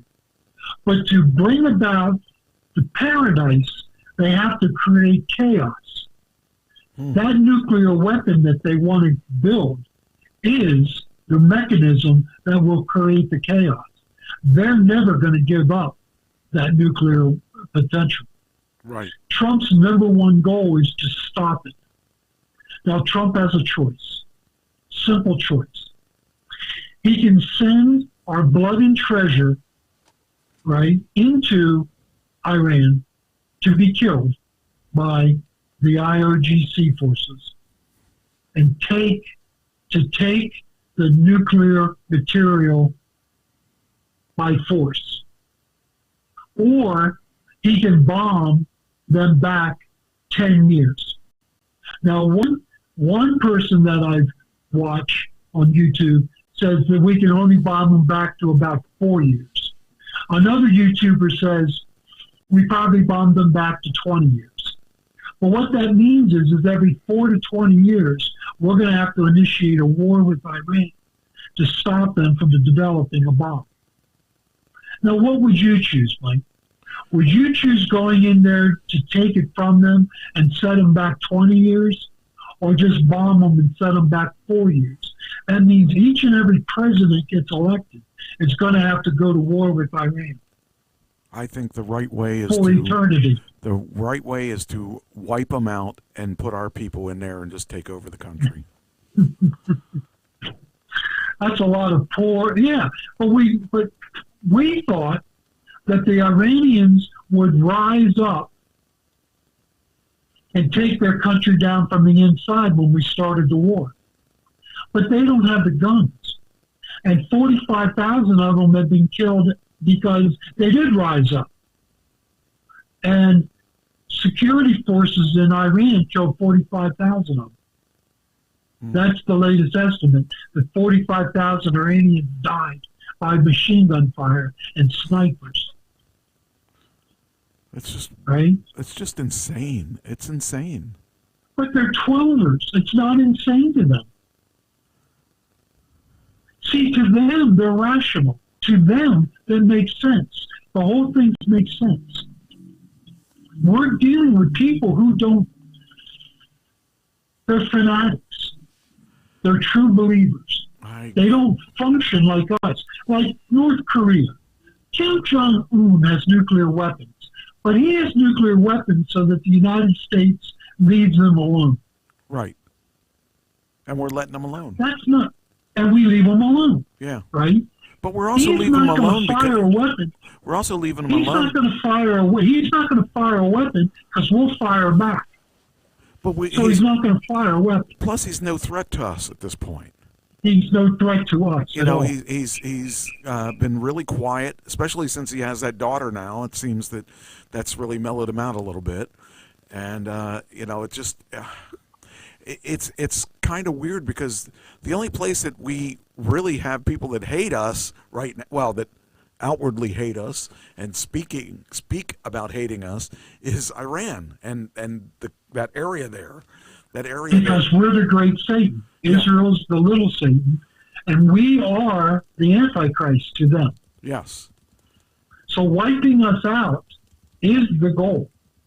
So as long as they can get us in a negotiation, the more time they have to develop the missiles, right? That the ballistic missiles that can get to the United States, because they already have the delivery system that can get to Israel, to get to Tel Aviv and to Jerusalem. They don't want to blow up Jerusalem. They want to blow up Tel Aviv, because Jerusalem has the Dome of the Rock, which is the third most sacred site in Islam, right? And it's sitting on the Temple Mount. And I was there. I was at the Dome of the Rock. And it is heavily guarded by Palestinians, by Muslims. Wow. And it is a tourist attraction. And it was a tourist attraction for me because I wanted to see it because I'm into that. So I was very fortunate to be able to get in there, and they didn't shoo us away. They let us be there because we acted appropriately and respectfully, and they allowed us to be there. But anyhow, these people are not rational, Mike. No. And we're trying to reason with them, and it's not going to work. They're just using us. Trump may know he's being played, but he's being played. And the thing is, he's probably, knowing Trump, he's probably like 12 steps ahead of them already, and he's just not showing his cards. Well, that's what I'm hoping, Mike, because I tend to trust Trump on these type of things. I don't trust him in everything, but I trust him on these type of things. But he has got to realize that these are true believers who want chaos. And they want a nuclear weapon to bring it about. And they're not going to give it up willingly. I think we need to attack again. And we need to bomb every nuclear facility into the Stone Age. And set them back 10 years. And just write a note to every president that comes by in 10 years, you're going to have to do the same thing. Every 10 years, you're going to have to do the same thing.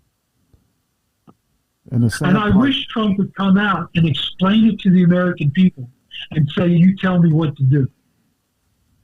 Let them have a nuclear weapon, bomb them back 10 to 20 years, or go in there with our blood and treasure, which now by government fiat, judicial fiat, includes transsexuals. Did you know that?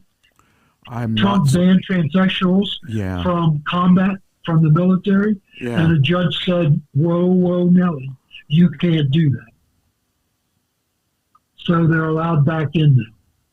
So that's our women, our men, and the transsexuals who claim to be one or the other. By choice, not by birth. Right. They now could go to war to try to get that uranium back and die. Many of them will die. Yeah. Because Iran's not going to let us do that willingly. Yeah. That's what we're facing, Mike. It's insanity. That's what we're facing.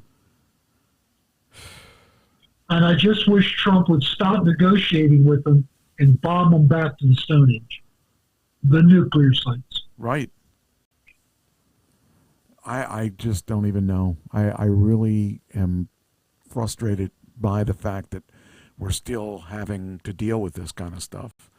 You know, we've got these cave dwellers, as far as I'm concerned, that have no, they don't, they're the only one that's right, apparently. And I don't know. I think it's insane that these people are still fighting. As much damage that has been done to their country, I would hope that they'd want some kind of agreement of some sort. And it can't. How hard is it to let the Jewish people alone and just live your life and just make your money off your oil like you could, you know, instead of trying to take over the world and whatever you're trying to do. It just seems insane. I just can't understand that. It is insane, Mike. It is literally insanity. I'm a religious fanatic, Mike, but I'm not insane. I don't want to impose my beliefs on unwilling people. I think if we just told them the Taylor Swift story, they'd be happy. I mean, have Taylor Swift send them a guitar. Maybe they'd be better. Maybe that's all it's going to take. Of course, they don't like women either. They don't like that women aren't equals. They don't like gays. I mean, I don't understand why the gay community is pro-Iran. Some in the gay community are pro-Iran. You know what they do with gays? They want to kill them. They take them up to the third story. Sure. They take them up to the third story and throw them off. Yeah. Yeah, I don't know. You know, I don't get it. I don't. There's a lot of things in life I understand better than most. And there are some things in life I just don't understand. I think the thing is with the gay and trans and all that, they just want peace. They don't really. It's not a matter of politics. They just want everybody to get along, and that's not going to ever happen.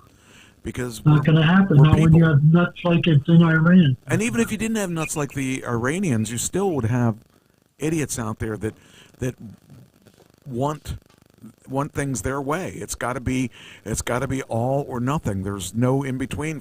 Again, this is goes back to even just the politics where you're either all Democrat or all Republican, and there's no middle ground. You know, if they looked in the middle ground, they'd see us two there, and that's it. You know, they'd be too busy. They're too busy fighting over everything, and we could just have peace. Just let people alone. Let people do what they got to do, but don't kill people. You know, that's the thing I just don't get. I never understood that. And whether it be street drugs or whatever it is, just let people do their own thing, you know? You know, you can believe in stones, just don't throw the stones at me. Yeah. Yeah, you could do it that way, too. The Rolling Stones are good. You could leave it, you know. Yeah, they're living forever. You want to talk about who's God? I mean, geez, they're still living and they're still touring. There's got to be something there. I don't know what it is. That's unbelievable to me. Yeah, me too. And that they have energy at that age to do the I don't get it. And put out a new album? I mean, they're putting a new album out. Those guys, I don't they made a deal with somebody. It may not be God, but they made a deal with somebody. Oh man, that's crazy. Man, that's something. Okay, we We killed 3 more people in the Caribbean on a boat. Oh, we did? Oh, I didn't know about We that. did, yes. It is now up to 202 people that we've killed in the Caribbean drug running. Huh. Well. Now, some of them did not die in the bombing. They died at sea. Either they drowned or got eaten by sharks. I think I'd want to die by the bombing. I would rather die by the bombing. Yeah, that would be horrible to, especially. I mean, there's a girl that just. I have it on an article that a girl just had her leg cut off, eaten by a shark, at a place that was only 10 minutes from some guy that got killed by a shark a couple days ago. I don't want to die that way. I want to, man, that's got to be a painful way to go. You know, I don't want to die by shark or by drowning or anything like that. Make it quick. You know, bomb and kill me that way. I just want to die in my sleep. Yeah, I want to die. I want it quick. I want it so quick that I don't even have time to be afraid. That's kind of. I want one of those instant cardiac arrests where you just fall over. Something, yeah. Anything. I don't want to suffer. Yeah, I don't want anybody else to suffer. Well, there might be a few people I want to suffer. I don't even want anybody else to suffer. I'm not, I just want to just die. I just want to. When I die, I want to. I don't care. I don't care if my. I don't even care if I don't even think I have any. I don't have any enemies on my eyes. Like there's some people that I don't really think a lot of. About the way they think, but I don't hate anybody, and that's kind of like that's the way I think we all need to be. You don't have to agree with them, you don't have to like them, but I don't hate anyone. There's no one that I hate. There's some people that I feel they could do better. My big thing is do better. I just don't. I don't. Well, there are some people sitting on death row that, if they suffered a little bit, I don't think I'd lose any sleep. Well, my opinion about that is, they aren't people anymore. Once they're in death row, I don't care. I think it's funny that we have someone on death row, and when they go to die, when they go for their actual day of the end. We are worried about whether or not they're suffering. What's that? Yeah. They didn't worry about that person that they killed or people they killed suffering when they killed somebody. I don't really think too much of them suffering. In fact, if they were to chomp off a limb at a time and let them die that way, I would be okay with that too. But, that actually is just the opposite of what I just said, isn't it? Anyway, I don't consider... No, it isn't. It isn't. You did a qualifier. They're not human beings. No, I don't. I think that once you cross that That's line... That's a qualifier that makes you consistent. Right. Once you cross that line and become a problem to society, and you killed people, especially in cold blood, yeah, I think that if you accidentally killed someone... Okay, it better be a real accident. But I mean, I just think that when we're being nice to these people that are on death row, why? They weren't nice to the person that got them there. So, they should have to think about that a little bit. And I'd want them to think about it before they die, when they're thinking about, oh man, I'm going to die in 2 weeks or a month or a year. Let them think about it a little while. It's once you cross that line and you become that thing that killed people, that's different. So, other than that, hey, do you want a $250 bill? Is there a $250? Would you like one? Is there one? Yeah. Oh, Trump wants one with his picture on it. Of course he does. Of course he does. That's because there's no coins anymore. He wants one for this summer, in circulation for this summer, because it's the 250th anniversary of our country. But there's a law that says that living people can't be on our currency. So Congress would have to change the law. Oh, man. And so he's petitioned Congress to hurry up and change the law. I think it's really funny in a way that somebody is that egotistical that everything's got to be named after him. He's got to have pictures of him. I mean, that's just ludicrous. I think that there's a point that it'd be one thing if somebody said, "Hey, you know what would be cool is if you had a picture of Trump on a bill." Okay, if someone other than him.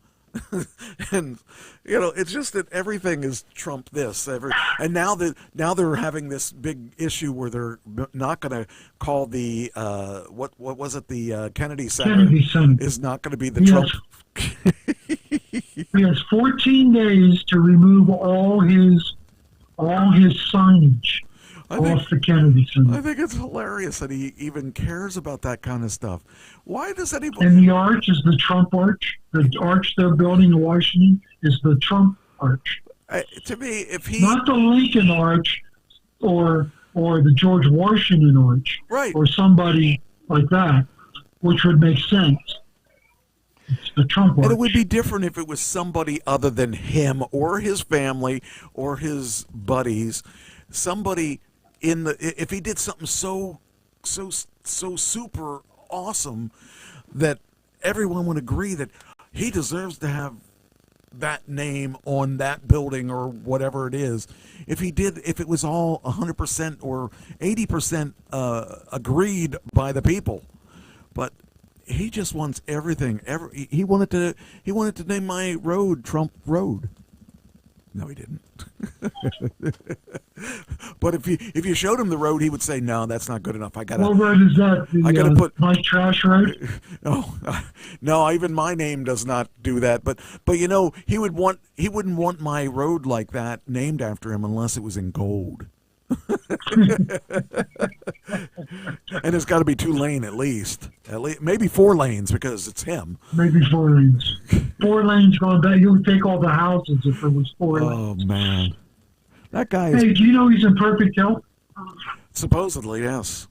Yes. He scored 30 out of 30 on his cognitive test. I wonder what he scored on his ego test. Oh, that was, he probably did so well. He probably doubled. He did the best anyone's ever done.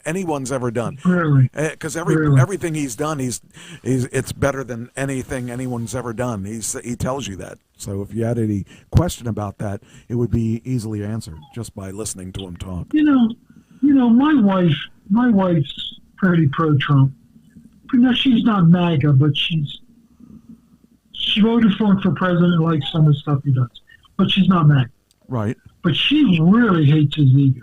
I do too. I think that is not. Really hates his ego. I think that the bottom line is that if I get recognized for anything in my life, I want people to recognize it. I don't want to be the one that tells you, "Oh, I did this. Oh, I did that. Oh, I did this." That's annoying as crap. I mean, really annoying. Because, I don't need to have it thrown at me that this guy is the best, or whether or not you believe it or not. He's going to tell you. If you ever had any question about it, just ask him. He'll tell you who's the best person ever. In the billion. I probably have. Go ahead. No. Just in the history of the world, he's the best and has done the best of anyone in the world. That would include Jesus, I would imagine. He probably raised more dead than Jesus did too. Well, I think I told this story before. I don't want to be redundant if I did, but being in the business that I was, the ministry that I was in, we build buildings. Right. And we try to solicit capital funds from people. We'd go to the richest people in town, and I'd go to the richest people in town and ask them to contribute to the building. Sure. Well, I'd have competing people say, "I'll give $1 million, I'll give $2 million, I'll give, $1.5 million if you put my name on the building." Okay. I get it. Go to them. I get it. Not you. I get it, but I think that if you're the person running the whatever the fundraiser is, and naming it after you every time that everything. I mean, if you're if you're the person funding it, you have the right to do whatever you want with it. But well, the Bible says the people that seek the recognition of man, that's the only praise they're ever going to get. okay, They're not going to get God's praise. yeah, And so for a Christian to seek his own recognition right, is unbiblical. yeah, Now, if you're not a Christian, it doesn't apply. But if you're a Christian, you shouldn't be seeking your own recognition. right. I just think it's ridiculous the amount of things that he thinks he should have everything named and all that stuff. I just think it's I appreciate him for some things that he does and some things that he says, but I don't think you need to tag your name on everything. And his name He is tags his name on everything. his name already has an insinuation of some sort, whether you like him or hate him. You're going to like or hate whatever he does, and that's just it. You know, it just there's just a point that it becomes Obnoxious. insane. I mean, how many people? Why don't you just name everything Trump? United States of Trump, or United Trump of the States, or whatever it is. I mean, I'm surprised he hasn't tried that yet. You know. I just think it makes you look like, I don't know, it just makes you look bad. So. Well, and the other thing, Mike, I wasn't going to bring this up, but I'll bring it up quickly. You know, he trashed Europe for a long time in this second round presidency. Sure. And then he went and asked them to help with this war in Iran. Right. And they told him to go pile sand. Well, they're in just And as much trouble. And he's angry, but he kind of brought it on himself. But the thing is, you know, I'm tired of us being the president or the protector of everybody. I agree, but there's a way to say it and there's a way not to say it. Right. And he chose the way not to say it. As every time he talks. Usually. I mean, he's got to make. And MAGA loves it. See, he's playing to his base. MAGA, and I have to admit, the way he talked to Europe kind of made me happy because I'm sick and tired of supporting the military. Yes. So, you know, I ate it up. But when I think about it, he came back to bite us because when we needed them, they weren't there. Yes. And because we angered them. And it taught me a lesson. You know, there's just a way to talk and a way not to talk. And when he's playing to his base, I like it sometimes when he belittles people. I have to admit it. Some of these journalists, he belittles them, and, you know, I chuckle. I got to admit it. I fall for it. But it's not right. I shouldn't chuckle, and he shouldn't say it. He should act presidential. I agree with that. So did you know that the Great American State Fair, most of the acts, the performing acts, have backed out? Yeah, I'm looking for I had an article. Here we go. Yeah. Yes, I do have that because all these people backed out. And why did they back out? Because, you know. Of Trump. Of Trump. And the thing is, that should tell you something about Trump. Trump should see that as something more than what he thinks it is. But what did he say? Do you know what he said? It says here, an upcoming celebration of America's 250th anniversary, the Great American State Fair, recently had several musical guests back out, partly over the event's ties to President Trump. And now Trump himself is slated to headline the festivities. Oh, stop it. Don't put it up now. Not in the middle of the show. Okay. And now Trump himself is slated to headline the festivities. Is he going to sing and play guitar and stuff, or what? No, but he said he's more popular than Elvis. Yes, of course he is. I understand the artists are getting the yips having to do with their performances.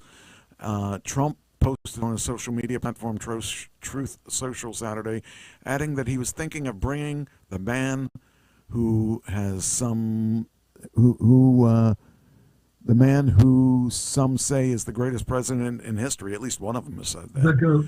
Yes. Called himself the GOAT. To take the place of these highly paid third-rate artists. The group. I know why he does it. He's trying to jab them. I know why he does it. Oh yeah. He thinks they're spineless, is what he thinks. Yeah. And he calls them third-rate artists. Now, some of those artists I wouldn't listen to. Don't even know who they are. But I'm sure they're not third-rate. No, none of them are third-rate that I know of. But the ones I've heard that were going to do it were, here it says, several artists, including Bret Michaels, the Commodores, Martina McBride, dropped out last week. Other artists said they were misled about the theme of the show or otherwise being caught up in the political fight. And that's one thing. I wouldn't want to be caught up in the fight either. I mean, you don't want to get in the middle of that because that's going to get a lot of your fans to hate you. Other artists plan to attend Flo Rida, Fab Moran of Milli Vanilli. The other guy's dead, I think. And Vanilla Ice. The latter's representatives previously said that the Ice Baby rapper was proud to celebrate America's 250th anniversary. So, I get it. I think that if you make an obligation, you do it. But I don't know. These people are going to do what they're going to do. And if Trump said what he said, which I don't know why he wouldn't have said that, because his ego is almost as valuable or almost as big as his pocketbook. I would love, Mike, not to say this. I've got family that won't watch the show because of my opinion. In their opinion, I trash Trump. I really wish I didn't have to do it, but he does it every week. Every week there's something else he does. Yeah. Every week. Yeah, it keeps our show rolling because we got plenty of topics to talk about. I want to write him a letter and say, you're the best controversy I've ever seen, and it's helped the show in some ways. Tremendously. And it's hurt the show in some ways. And I'm so tired of every week. We have not had a week without Trump because he's always doing something that is controversial. So, I don't know. Okay, you change the subject. A viral body cam captures Florida deputy's traffic stop when it unraveled because he accused a one-handed driver of holding a cell phone. I might have that. That was wild. I mean, why would you? And then he doubled down on it. He didn't even just, he had realized, they don't have an arm. Can you imagine the crap he's taken from his other deputies? Well, it didn't go to, the guy did drop the case, but it didn't drop, like, they were waiting for it. It was viral. It went viral. Yeah, and what a jerk off that he would actually push and double down. Yeah. I was like, you see the video, the cam, and it's like she brings her hand up and like, there's no hand there. What are you talking about? I can't. Unless you put Velcro on her hand and just slapped it down, that would be one way she could do it. But boy, what a a jerk. And I'm sure he's getting rided by a lot of people. How bad could it be? I mean, and these laws are going to get worse and worse because everyone is, they can't. That's why I'm glad I've got what I got on mine. If someone texts me, it comes up on my screen if I want it to, and then I can Same with my Forester. It comes on the screen, and I can press one button, and it'll talk to me what the text message is. And I can send a text message back just by voice. Correct. And that's the way. You're still distracted driving, technically. So technically, it still should be illegal, but there's no way. Right, because I look down from the road and I look at the screen. Right.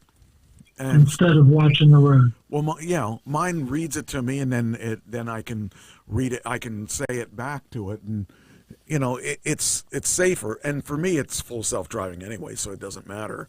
But I'm still. Well, for me in Dunkin' Donuts today, I did exactly that and almost rear-ended the person in front of me. Oh, that would be bad.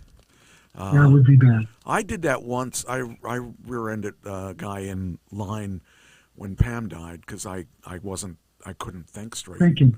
And I just tapped him. It didn't even do anything, but I was really bad. I mean, I just was messed up, and things like that will mess you up. I mean, you are used to being one way, and another way the person that you cared about the most is gone, and I couldn't I just couldn't think straight. So yeah, those things do happen, and but yeah, I don't know what they're going to do with the. I mean, I understand there are so many people I look at, like when we go to New Jersey, I watch the other drivers real carefully. If I see somebody that is veering one way or the other way, and over again, when I pass them, I look and they're almost always on their phone, almost always. So I just think that you mean drifting to one side of their lane to the other side of their lane, and they're always on their phone. Yeah, it's so, people got to realize most people cannot do that. And everyone thinks, oh, I can do it though. And when I see them going off the road or going, or going in the other lane, I'm real careful when I go past them, if I go past them. But I want to get past them because I don't trust them to be in front of me either. So, yeah. It's crazy. I see them all the time when I'm traveling down the turnpike. And it's usually distracted and almost always the phone. So I understand the need to do that.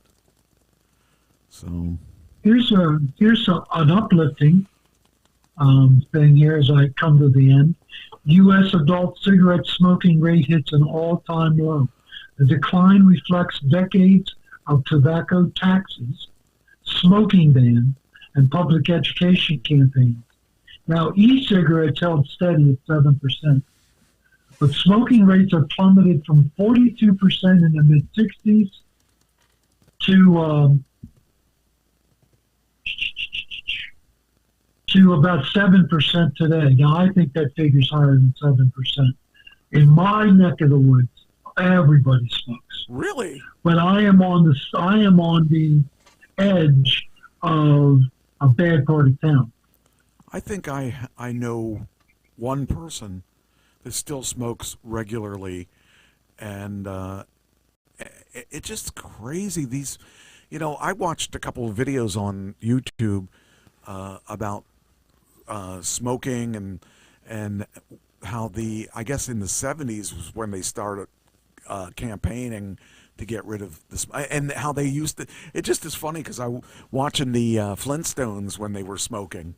It's just as crazy to watch that, and how they took those totally off the air, that you can't even watch them anymore. You can't watch them when they had their Lucky Strikes or whatever it was that they were doing. But I just think it's crazy that even when I was a kid, I mean, my dad used to smoke pretty bad, and and my brother was really bad at. Actually, both brothers, and my sister smoked pretty bad. My sister kicked the habit. More than 10, probably 15 years ago, and she feels better. I'm proud of her. I could not have stand it. I couldn't have a wife that smoked. I had my first wife smoked, but she quit because of me, because I said I can't handle it, and I just couldn't. I couldn't do it. I couldn't handle being around smoke, especially since I had that lung surgery in the 80s. So. Well, everybody in my family growing up smoked. Dad, Mom, Aunt Peg, Aunt Jean, Uncle Charlie. And they'll sit at the dinner table, and after dinner, they'd light up, and the whole room was foggy with cigarette smoke. And my dad would sit there and play his mashed potatoes with the ends of the cigarette. Jeez. And what's funny is back when we were kids, that was the norm. There were people. Was the norm. Everybody would smoke, and the thing is, they used to say in their ads that smoking was good for you. And I don't know if you ever saw those ads. It was saying how it was good for you, and of course there was always you could look cool smoking. Yes, but at least that one looked legit. But the smoking and be healthy, I hated the smell of smoke and how it got my clothes stinking. Like, ugh, I couldn't understand. Well, I thought growing up I was going to die of secondhand smoke. Mm-hmm. Yeah. That's a weird time of my life, or all of our lives, that we were killing ourselves. And if we weren't smoking, getting a secondhand smoke was certainly pretty bad. And yet now nobody smokes, hardly any at all. So. Well, in my neck of the woods they do, because it's usually it's people on lower end of the economic scale. But those are the people that shouldn't be smoking, because they're freaking $10 a pack or whatever it is. Yes, I know. Like, it's ridiculous. I know it's illogical. It makes no sense. Yeah. But they won't quit.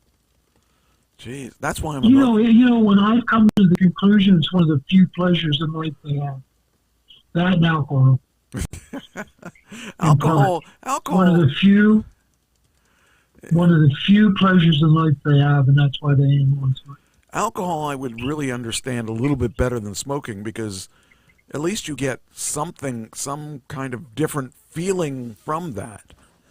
Well, it's the nicotine high. They need the nicotine high. Yeah, see, I never had to worry about that. That was something I never, ever, ever, ever worried about.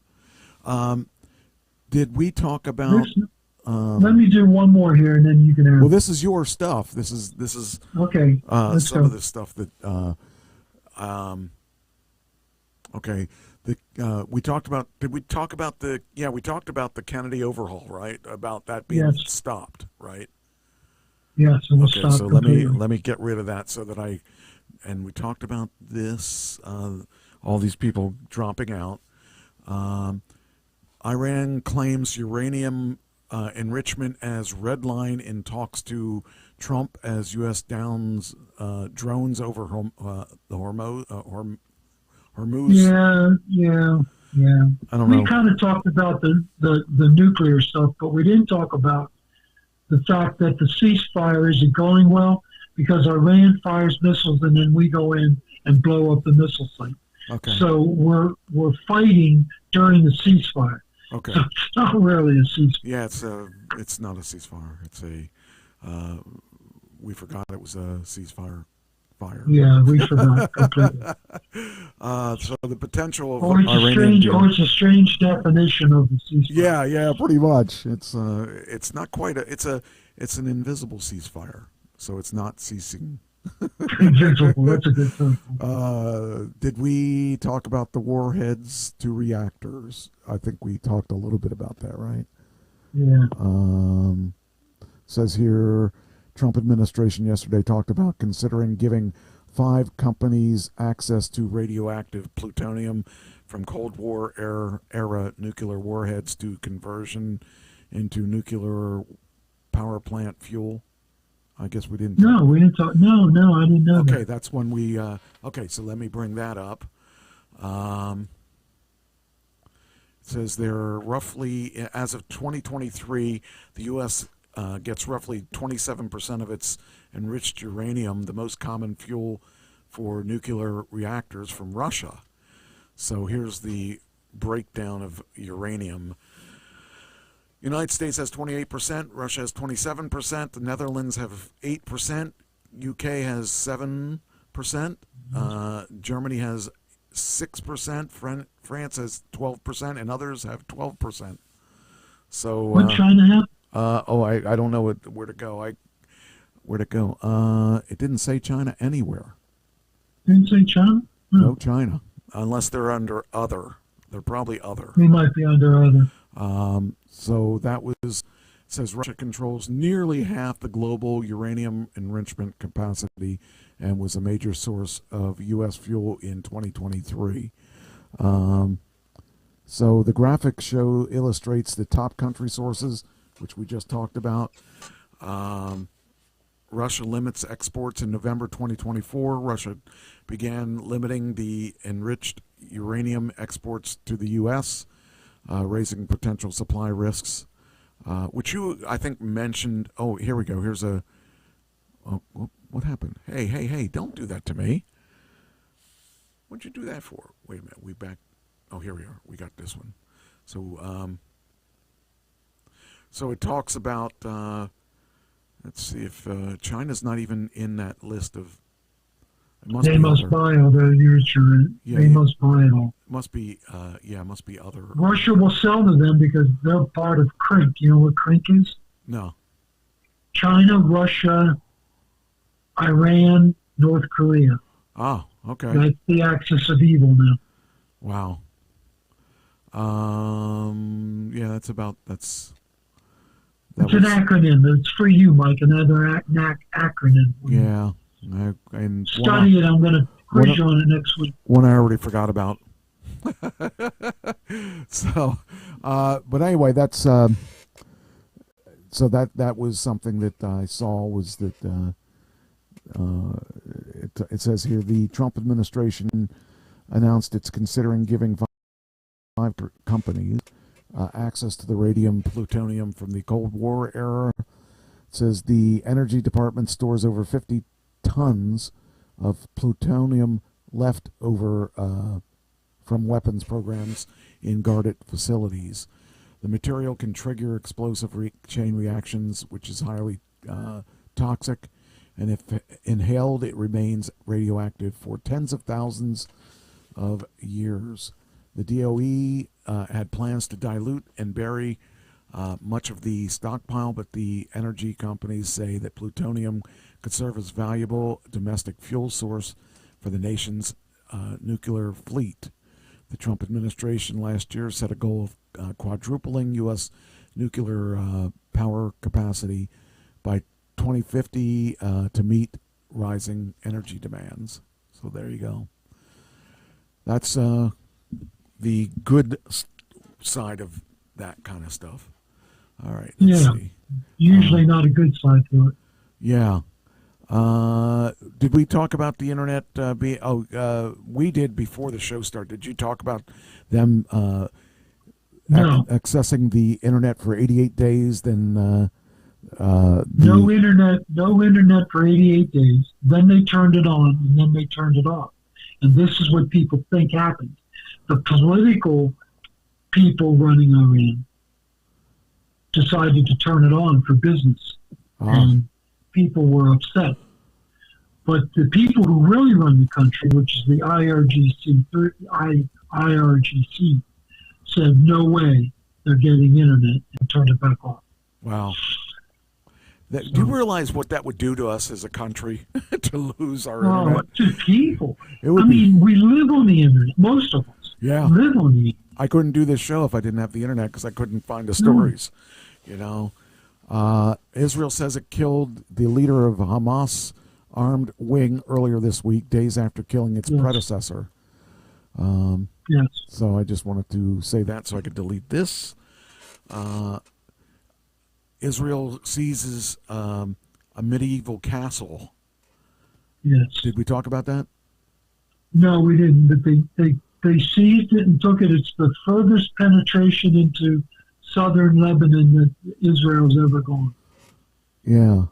One thing about killing that leader is they blew up an entire housing project to kill him. Wow. And a lot of civilians lost their life. Jeez. That's why Israel gets a bad name, because they're willing to blow up an entire apartment building just to kill one person. Jeez. The United States won't do that. Right. But Israel will. That's what gives Israel a bad name. I understand there's 2,400 missiles and drones coming into their country and killing civilians and soldiers. Sure. But That's not what the press picks up. The press picks up the apartment building where there are civilians that are dead because Israel wanted to kill one commander. That's what gets picked up in the newspapers. Yeah, it's not right, but that's what happens. Says the news comes as Israel and Lebanon continue negotiations to end the week-long hostilities.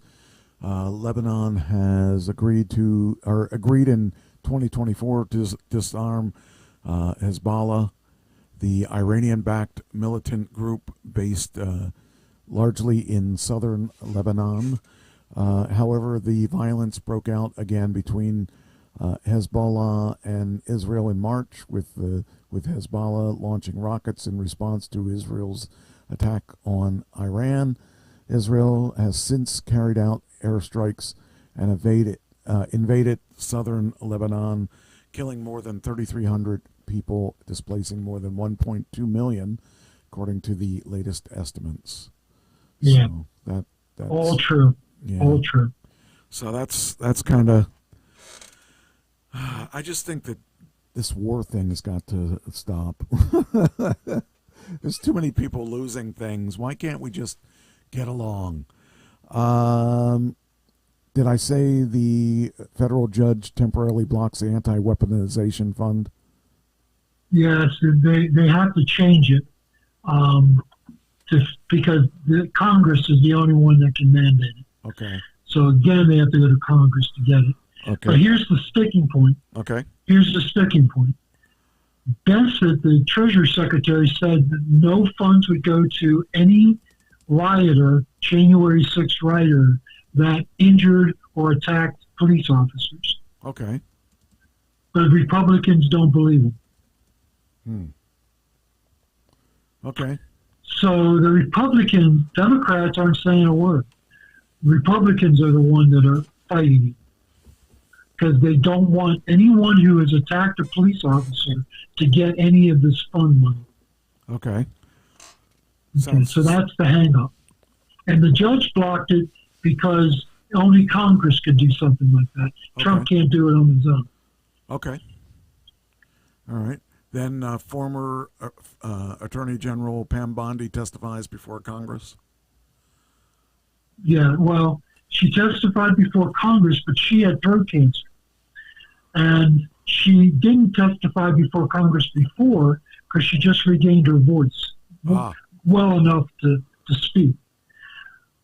There was this TikToker who begged for the mega God to kill Bondi or make her suffer greatly. Jeez. This TikToker woman, boss, saw somebody brought the TikTok clip to him. He saw it and fired her on the spot. Okay. That's just not a cool thing to do. You can say it to your friends, but you don't go on TikTok and say stuff like that. Yeah. I don't think. I may be naive and old-fashioned. I just don't think you say things like that in public. Right. And then the other, it's not a Trump thing, but it's something that was Blue Origin, New Glenn rocket explodes on pad. Set back NASA's plan for Artemis 3 landing on the moon back maybe a year or two. Yeah. It really is not a good thing. Did you see the big fireball? I didn't. Go up? No, I didn't.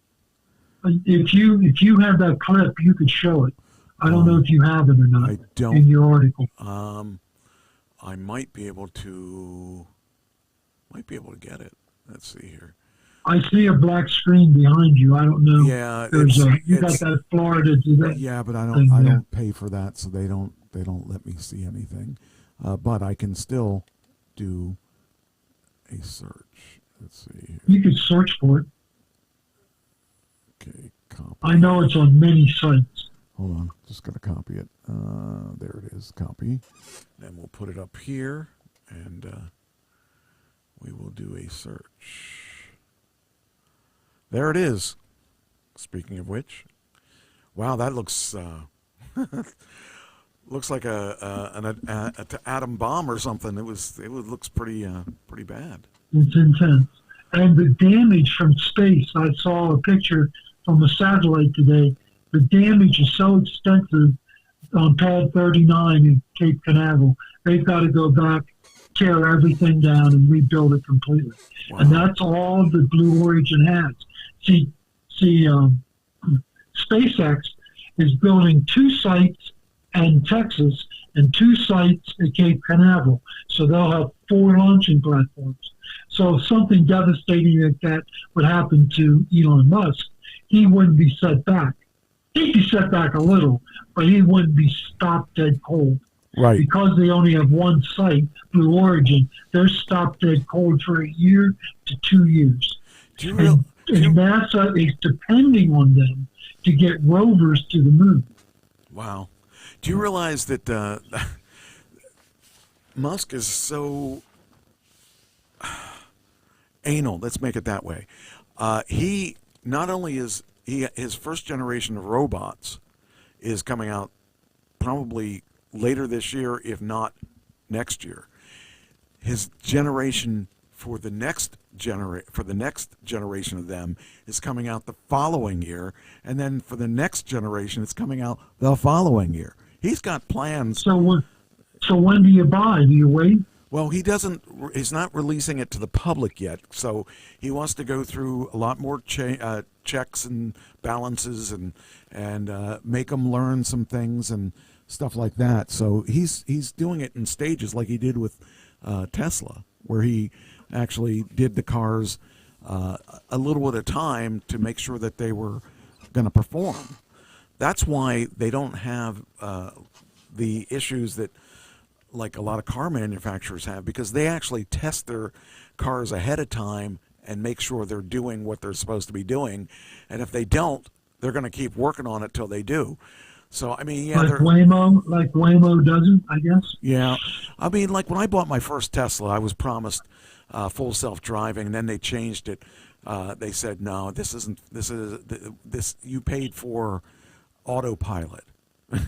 They said originally I paid for full self-driving, and then they said, no, that's not autopilot. The full self-driving is going to cost this much. And they kept changing. I didn't like the way he did that, because that was kind of very, very not very cool. Because, I mean, you thought you were paying for something, and then they changed their mind, and it was not really well done. I kind of was frustrated by that. But now that I got the full self-driving, I'm okay with it, because everything works the way he planned.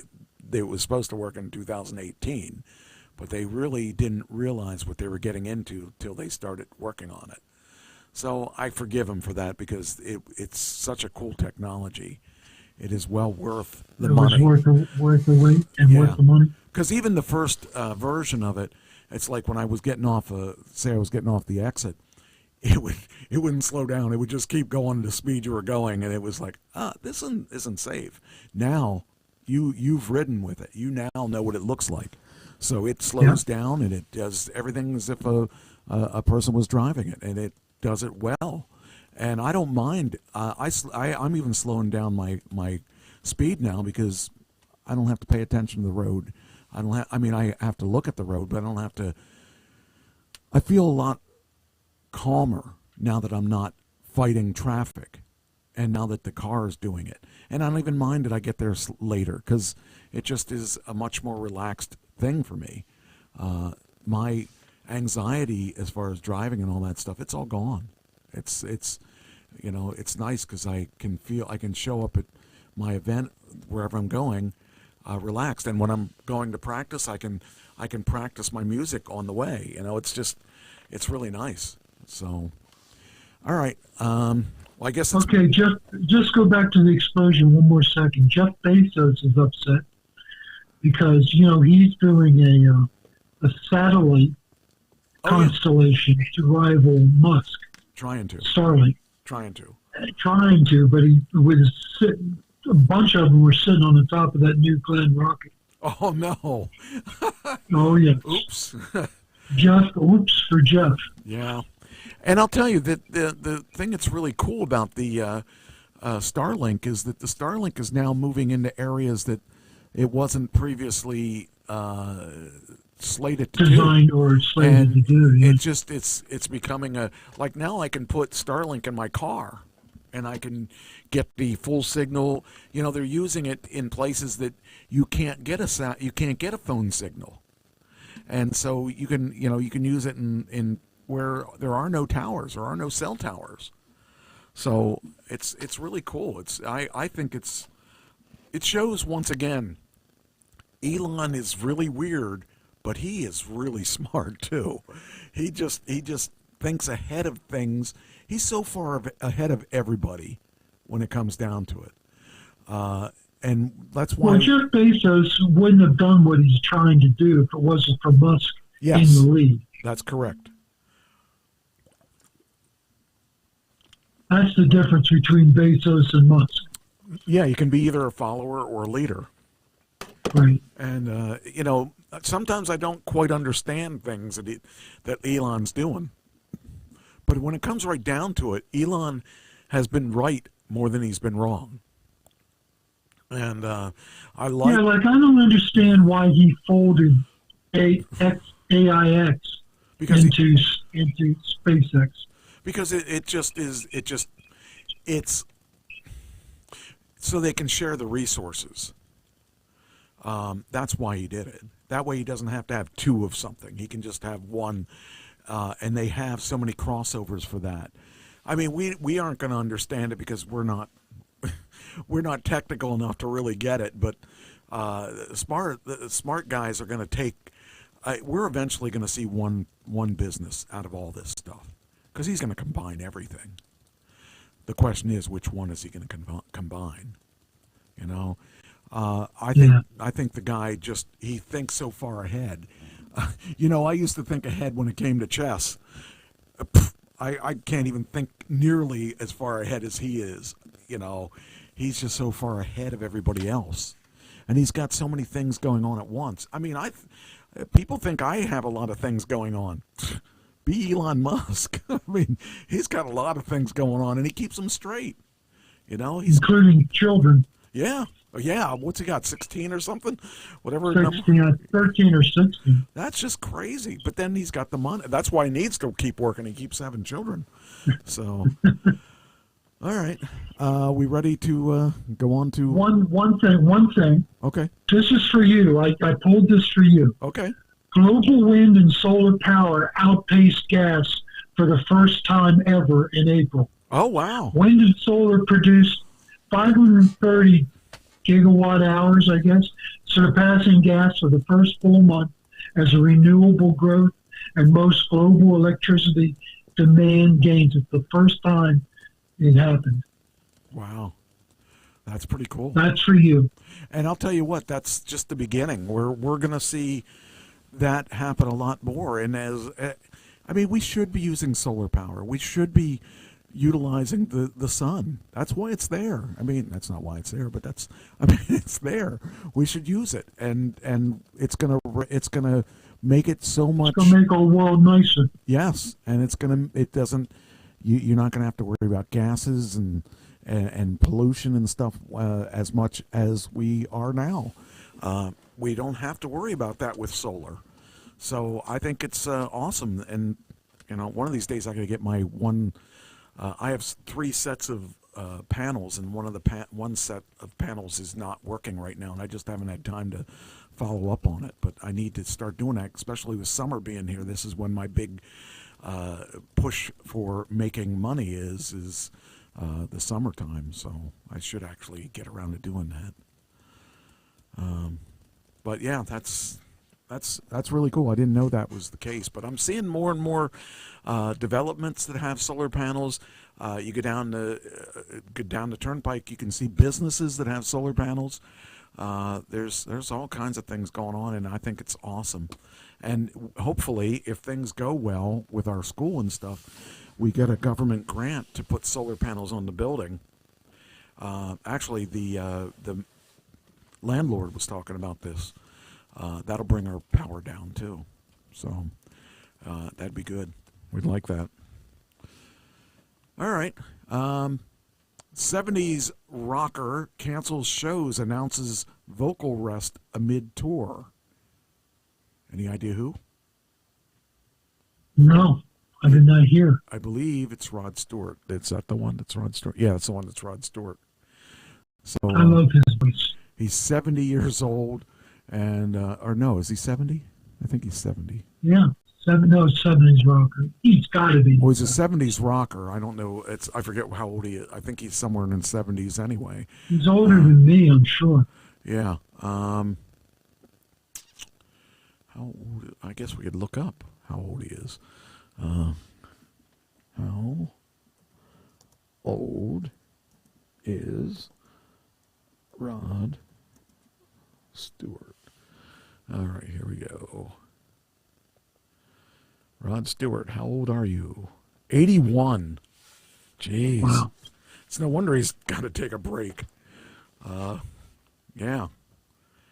Jeez. Oh, it says he's 81 today. No, that's not right, because I would have had him on the... No, he was born in January. Okay. 81. Jeez. All right, then... Back in the day when Oprah was popular, she had Gayle King hanging out with her, and there were rumors going around that they were having a gay relationship, and Gayle King was upset because Oprah would not say that there was a gay relationship, or a lesbian relationship, if you will. And so Gayle King was upset about the fact that Oprah wouldn't say Shut it down. that we were just friends. I kind of think it's funny. I think it just makes Yeah, her, it is funny. I think it kind of makes them both a little popular if they leave that little speculation out there. So What's the saying? All publicity is good publicity? especially when there's... Or any publicity is good publicity. And especially around those people, because they are on TV with talk shows and stuff like that, and that's always a controversy. Okay, acknowledging it is, or I should say acknowledging that it's not true would hurt her more than acknowledging that it's true or not acknowledging it. So I think that Oprah did the right thing for Oprah, but it made it difficult for Gayle to date. So that was a problem. Especially gay guys. Yeah. Temu got fined about selling unsafe toys. So this is the second time that they got fined. They got fined $232 million for unsafe toys and electronics. Got hit with a $200 million fine Thursday after the EU investigation found the Chinese online retailer failed to protect consumers from illegal products like toxic or hazardous toys or unsafe electronics. 27-nation EU fined follows preliminary findings last year. Temu was exposing consumers to high-risk products sold on its platform like baby toys and small electronics that didn't comply with EU consumer safety rules. So this is the second time they were fined. The first time they were fined $120 million. And so, yeah. It seems that they. Well, I'm not trying to knock the Chinese, but they do cheap, dangerous stuff. Yes, they do. But they also do decent stuff that isn't necessarily cheap. They do have cheap stuff, but they also have not cheap stuff that for a good price, depending on what you're looking at. So you got a combination of different, like some of the stuff I bought from them, like the lighting gig stuff that I bought from them, they were actually pretty good and worth the price. So yeah, I do understand that. Barry Gibbs says he's not dead yet.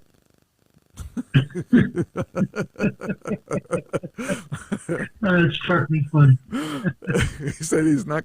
Oh, now maybe he is dead because the article's not there anymore. Maybe he did die in the past couple days, but no. Apparently, there's been rumors going around that Barry Gibb died, and Barry says, "No, I'm still kicking it." His brothers died, but let's see. Here we go. Let's go to this one. This one should say it. Barry Gibb, R.I.P. Barry Gibb Facebook page got nearly 1 million likes. You know, if I die and someone gives me a like for dying, yeah, that's not cool. I would hope it would be a sad smile, an unhappy face, or a thumb down. Yeah. But the singer is still not dead. He's 79-year-old, is alive and well, according to sources, and so he's not quite dead. You know, that's one thing that irritates me about YouTube. There's a couple of content creators that constantly say such and such is dead, such and such is going to jail, such and such. Like the newest one was X-Pac. X-Pac is dead. X-Pac is not dead, and don't I know that people do that for. Yeah, but they get clicks. Yeah, see, I won't even click it. I just know that they're not, and they shouldn't do that. And certain people have been. You'll see a picture of someone being arrested that isn't arrested and didn't do anything to be arrested, and they try to do it to get clicks. And I really hate content creators that do that. That drives me nuts because. You know, if you can't get your likes for the right reason, don't do it at all. I just think that that's ridiculous. This is interesting to me because Hulk Hogan had died about a year ago, I guess it is. That's not the part that irritates me. His daughter, who I have had on my show twice, WWE legend Hulk Hogan's daughter, Brooke, says the nurse during his father's death has disappeared. Wonder why. What could be the reason?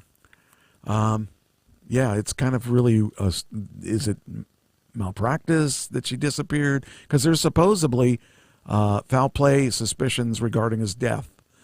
That's why she disappeared. That's right. For almost a year now, Brooke has continued speaking out about it. During the latest episode of Bubba the Love Sponge show, Brooke appeared and opened up about the aftermath of her father's death.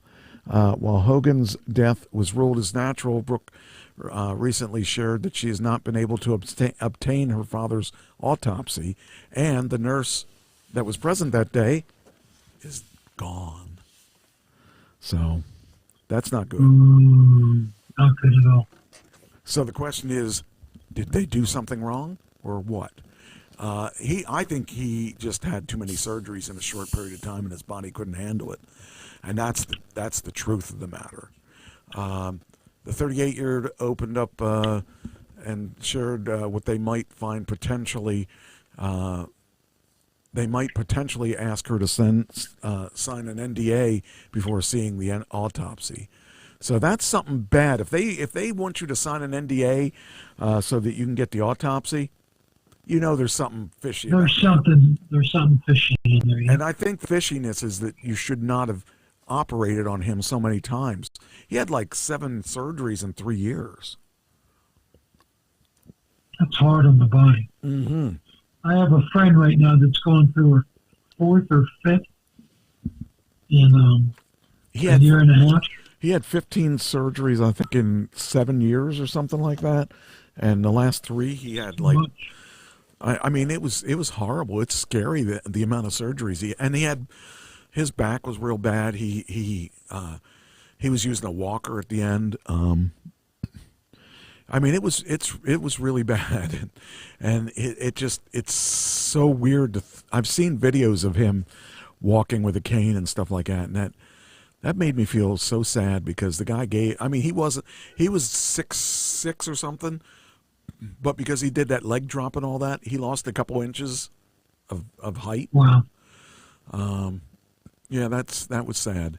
He was. Like paratroopers. Paratroopers lose. They go into the service of one height. They come out short. Yeah. Neil Young is called the godfather of grunge. Why is he called that? grunge. Why do you think he's Why? called that? Well, he's called. Well, did you ever listen? If you actually listen to some of his riffs on his guitar, like "Rockin'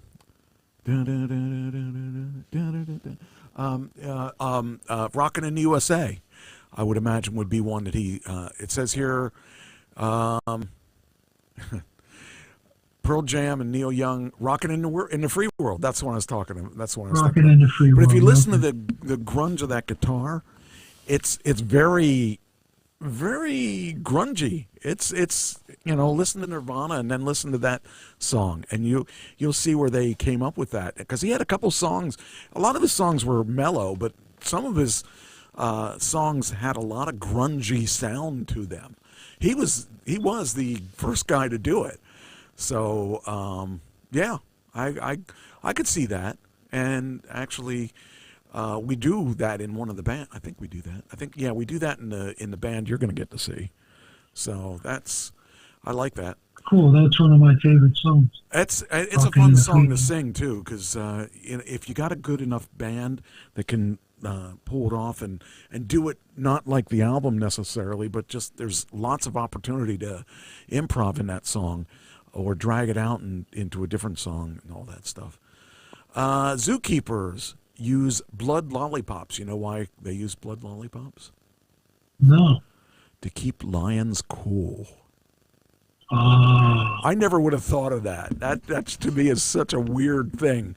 Animals have tactics of their own to cope with the heat, but zoo animals also get a little help from their keepers. So that's kind of a neat thing. I saw that, and that was a thing I never would have thought of, but it makes sense. That was kind of neat.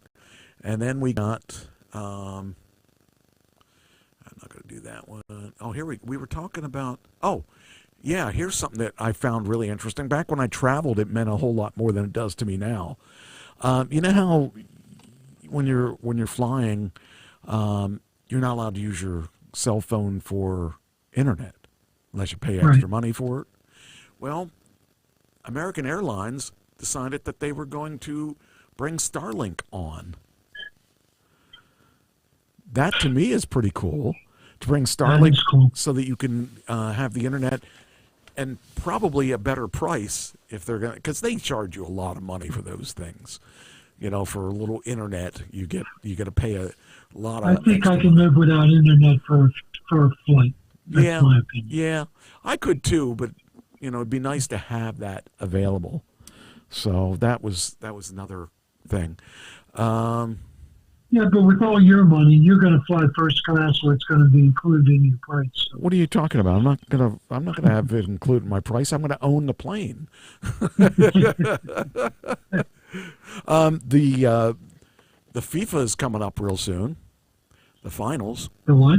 Which is important to me, because if they put that commercial on, I get paid. I got paid the first amount for that commercial, but now I got to see them put it on the TV for me to get paid the big piece of it. So that'll be interesting. Two-legged crocodile ancestor. Do you think that do you ever? This looks pretty funny, but it actually could be real. This could have been the ancestor of the crocodile. We've seen this picture before, right? Yeah. Well, that is said to be the ancestor to the crocodile. And that they found they discovered this weird witch crocodile with beak and tiny arms discovered in New Mexico. So that's kind of interesting, because I never thought about it, but we've seen this in one of the dinosaurs, and it could be the crocodile. I mean, why not? Could be. I thought that was kind of cool. Let's see here. Then we got... I'm going through these quickly because I got a bunch of little things that would be kind of cool. Oh, when you were a kid, did you do spelling bee at any time? Oh, I was a terrible speller. I So no. I was in a spelling bee when I was in 3rd grade, and I went out on a stupid word, and to this day, I have to spell it twice to make it right, because I know the right way when I see it. But every time, I can tell you what word it was. Across. Across. Across. I went out because I spelled Even I can spell across. Yeah, I know. And I can spell it right, too, when I put it side by side. But I always want to say ACC. And it's not. Double C. And I don't know why, but I cannot get that straight the first time. It's always the second time. And I know the right way to spell it, and I always spell it wrong the first time. Anyway, the 98th Scripps National Spelling Bee kicked off, and the competition went and did whatever it was supposed to do. The competition dates back to 1925 when 11-year-old Frank Neuhauser spelled gladiolus, a type of flower, correctly. Since then, 111 champions have been crowned, owing to several two-way ties and an 8-way tie in 2019. Some competitors were skipped during the World War II and COVID-19. All contestants must be younger than 15 and in 8th grade or below. Since 2003, the pronouncer has been the 1980 winner Jacques Bailey, who made eye contact with contestants and practices each word beforehand. We could test your spelling ability. You said you're a bad speller, so I won't do that to you. Nearly 250 kids have gathered for the chance this year to be the top English speller. All 50 states and D.C. have, and 3 U.S. territories and 5 countries. Of them, 13% have been trained by Scott Reamer and meet the. It says there's a new spelling. The country's only full-time spelling bee coach. So, let's see what the, maybe I shouldn't do this. Let's see what the words are, or some of the words are. I didn't look at it, so I have absolutely no idea. Okay, come on, open up.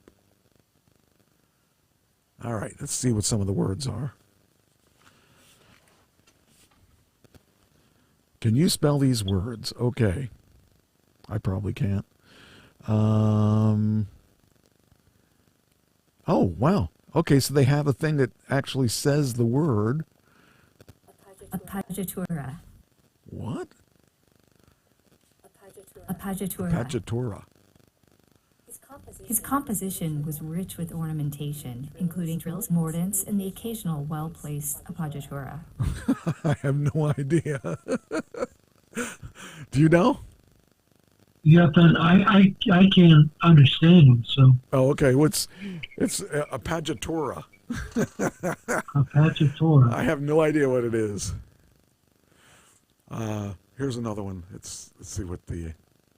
Insouciant. Let me see if I can turn that up a little bit. He strolled into the meeting late, insouciant as ever, seemingly unaware of the tension in the room. I don't know. I couldn't. I have a feeling I would have done really bad in that one too. And they didn't even say the word across. So, a couple found a baby on the New York subway 26 years ago, and with his umbilical cord still attached. Now he's their son, Kevin. That's cool. Yeah.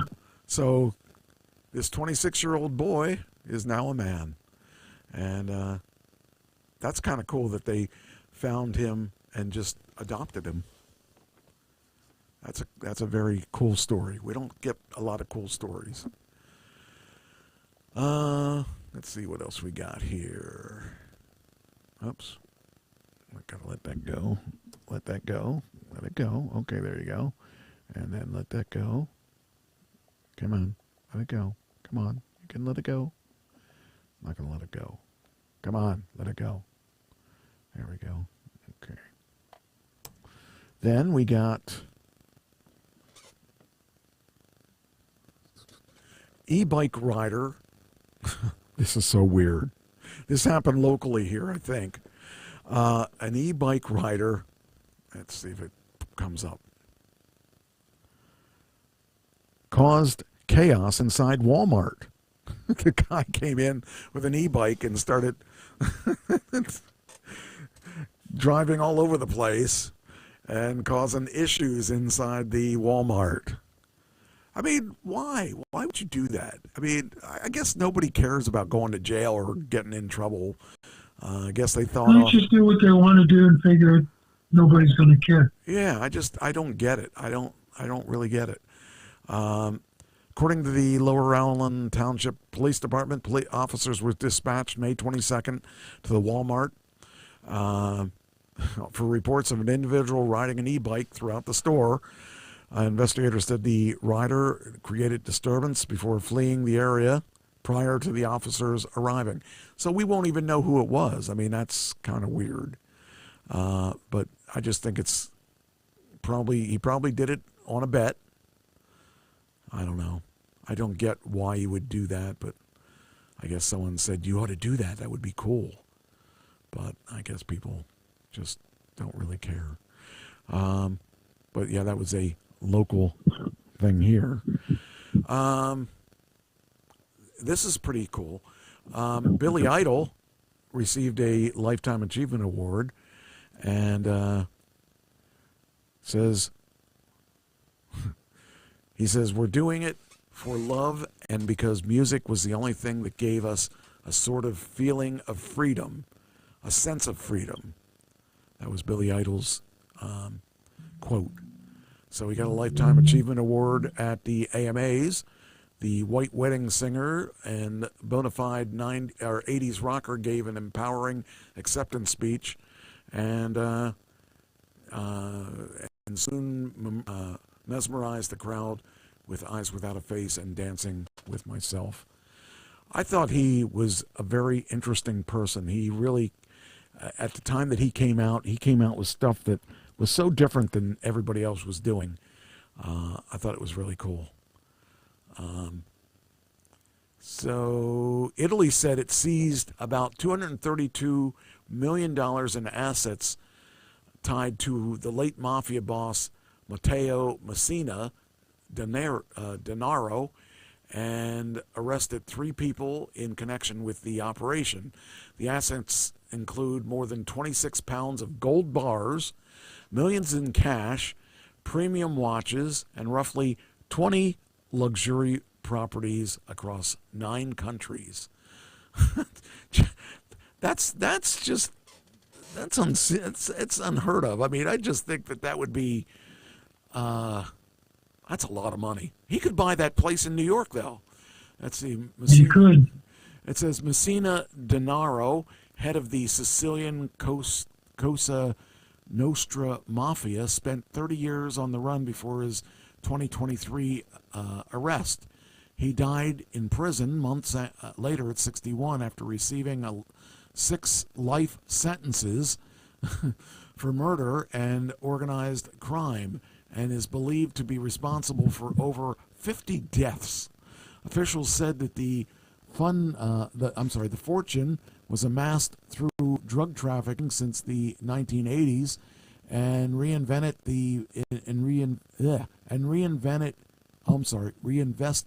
in businesses and real estate.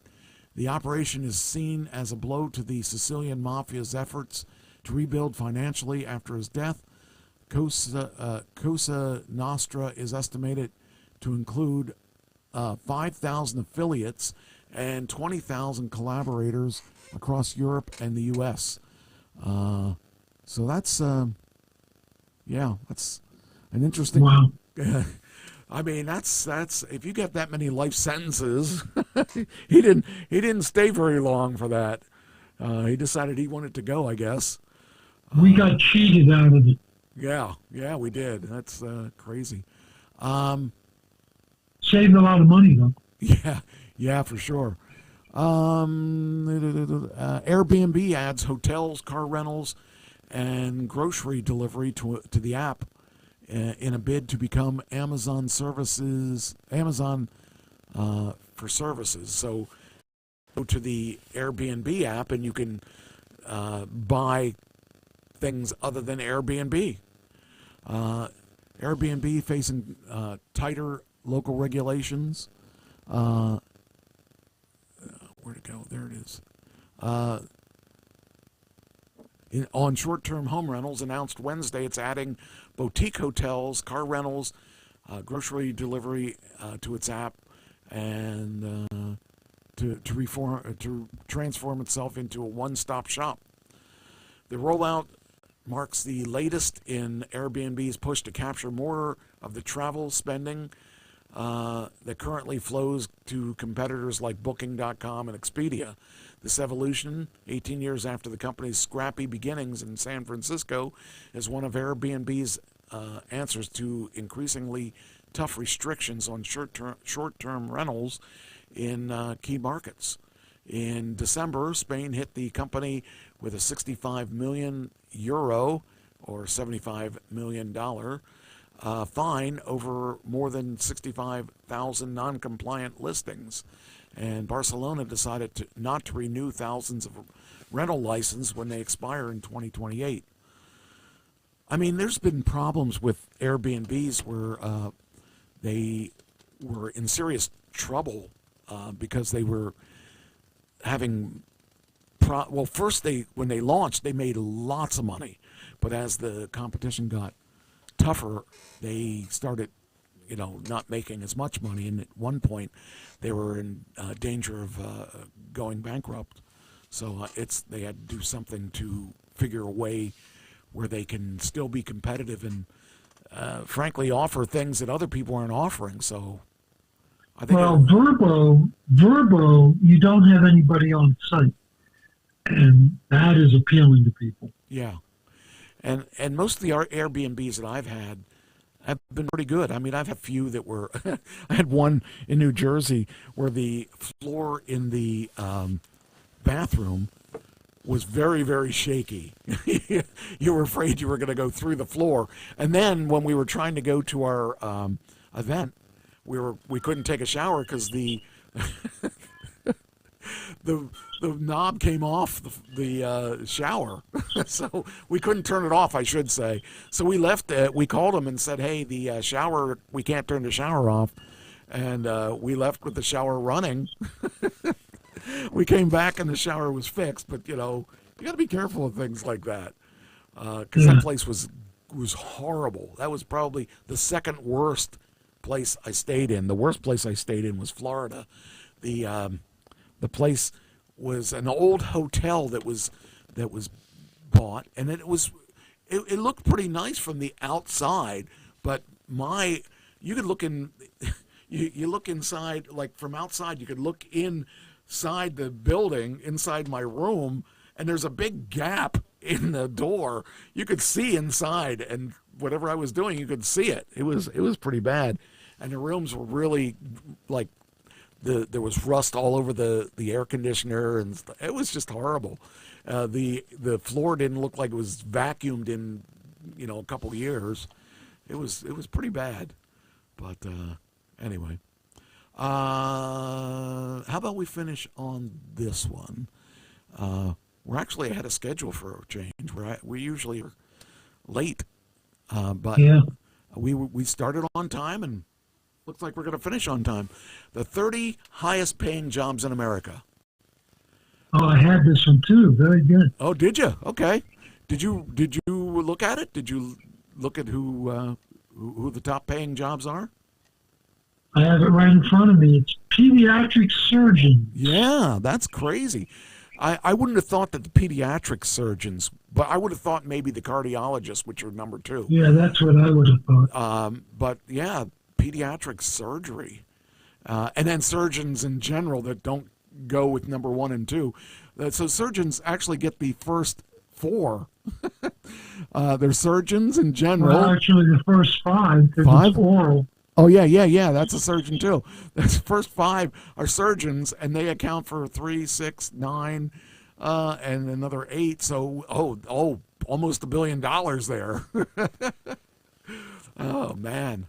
That's crazy. Those guys, actually, that is $1 billion. I almost $1.5 billion on that. That's crazy. And radiologists, dermatologists, and anesthesiologists, emergency medicine. They're slumming. Holy they're cow. Slumming. Neurologists, look at that. I would have thought neurologists would have been up there at the top. So medical accounts for the first 12. Yes. And then we got airline pilots, co-pilots, and flight engineers is number 11. But number 12 is psychiatrists, and then pathologists. And then chief executives are number 16. And then I was a CEO. I didn't make that kind of money. Hey, I'm a CEO, and I don't make that kind of money. I feel like I've given that kind of money. And then number 17 is internal medicines. So, and then we've got athletes, and they came in at number 18. But then we're back to we got what is that? Prosthetics. Yeah.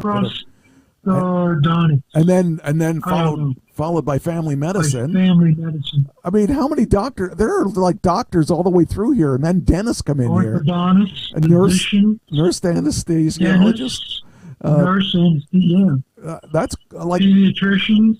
I'm totally in the wrong business. Dentists. I know. The medical field's definitely it. Wow. And lawyers, poor lawyers, they're down 28? Yeah. You would think those poor people. You'd think they would be better because they could sue all the doctors. Sue? Yeah, really.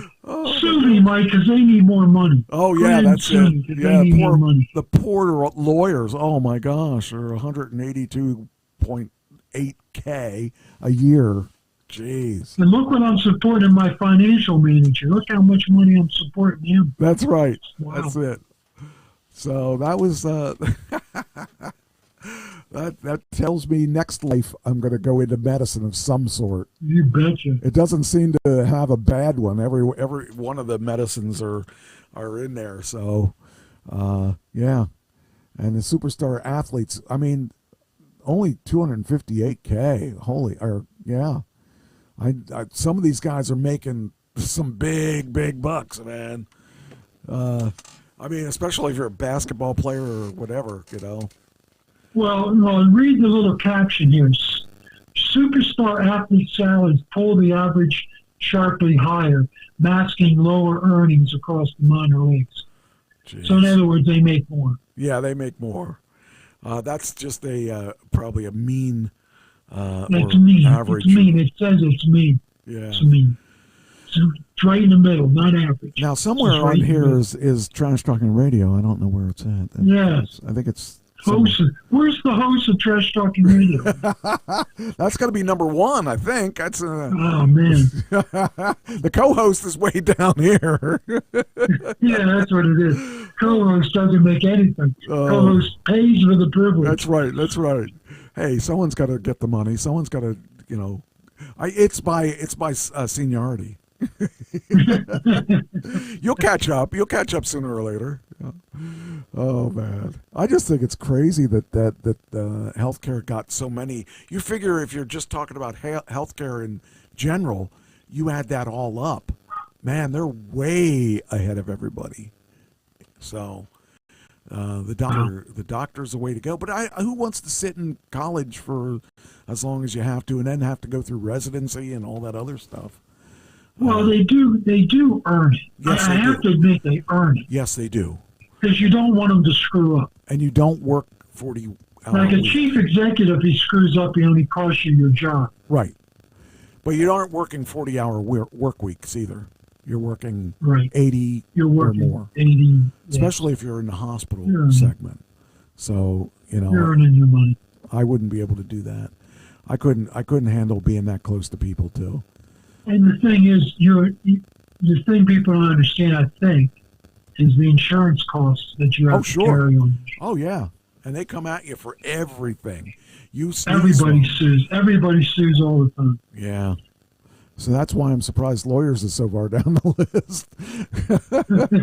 182. Oh man, that's crazy. That's just unbelievable. But how many are there of those suckers, lawyers? How many? Now look at them, 748K, almost 800,000 lawyers in the country. Yeah, there's not enough lawyers to carry all the all the medical people. Oh man! And I would think the lawyers would also have a lot of people in the athletes and sports competitor section too. So yeah, I don't know, but I thought that was an interesting article. I'm surprised I didn't know you had that. You should have brought that on. I've had it for about 3 weeks. Yeah, I've had that for at least 2, but maybe more. I probably saw it at the same time you did, especially if you have the same article. So No, I got it off of 1440, I think. yeah, that's probably where I got it. I usually get a lot of things off of there. So I've got one for, we will do it next week, weekly rages by state. okay, We can do that next week. all right, We'll end on that one next week, maybe. Yeah. that sounds good. Yeah. Well, that was pretty good. I think we had some good stuff on there. Let's see here. We've got to pause that. And wait a minute. Is it not coming up? Why is it? There it is. All right.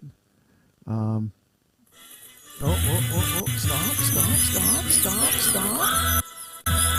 Jeez. Never listens to me. So, all right. I guess. Probably like Christina, she never listens to it. All right. I guess we're done for the day or for the week, and I'll talk to you next week. Okay. Good show, Michael. Yeah, it was fun. It was definitely fun. I got to make some new graphics, and I need to change the music and, well, not the music, but the intro and all that stuff too. But I haven't had time. I've got to finish editing the Stoneface video too. It's a lot of editing. Michael, you're holding us up from 5,000 followers. I know. Understand. I know. That's my job. So, all right.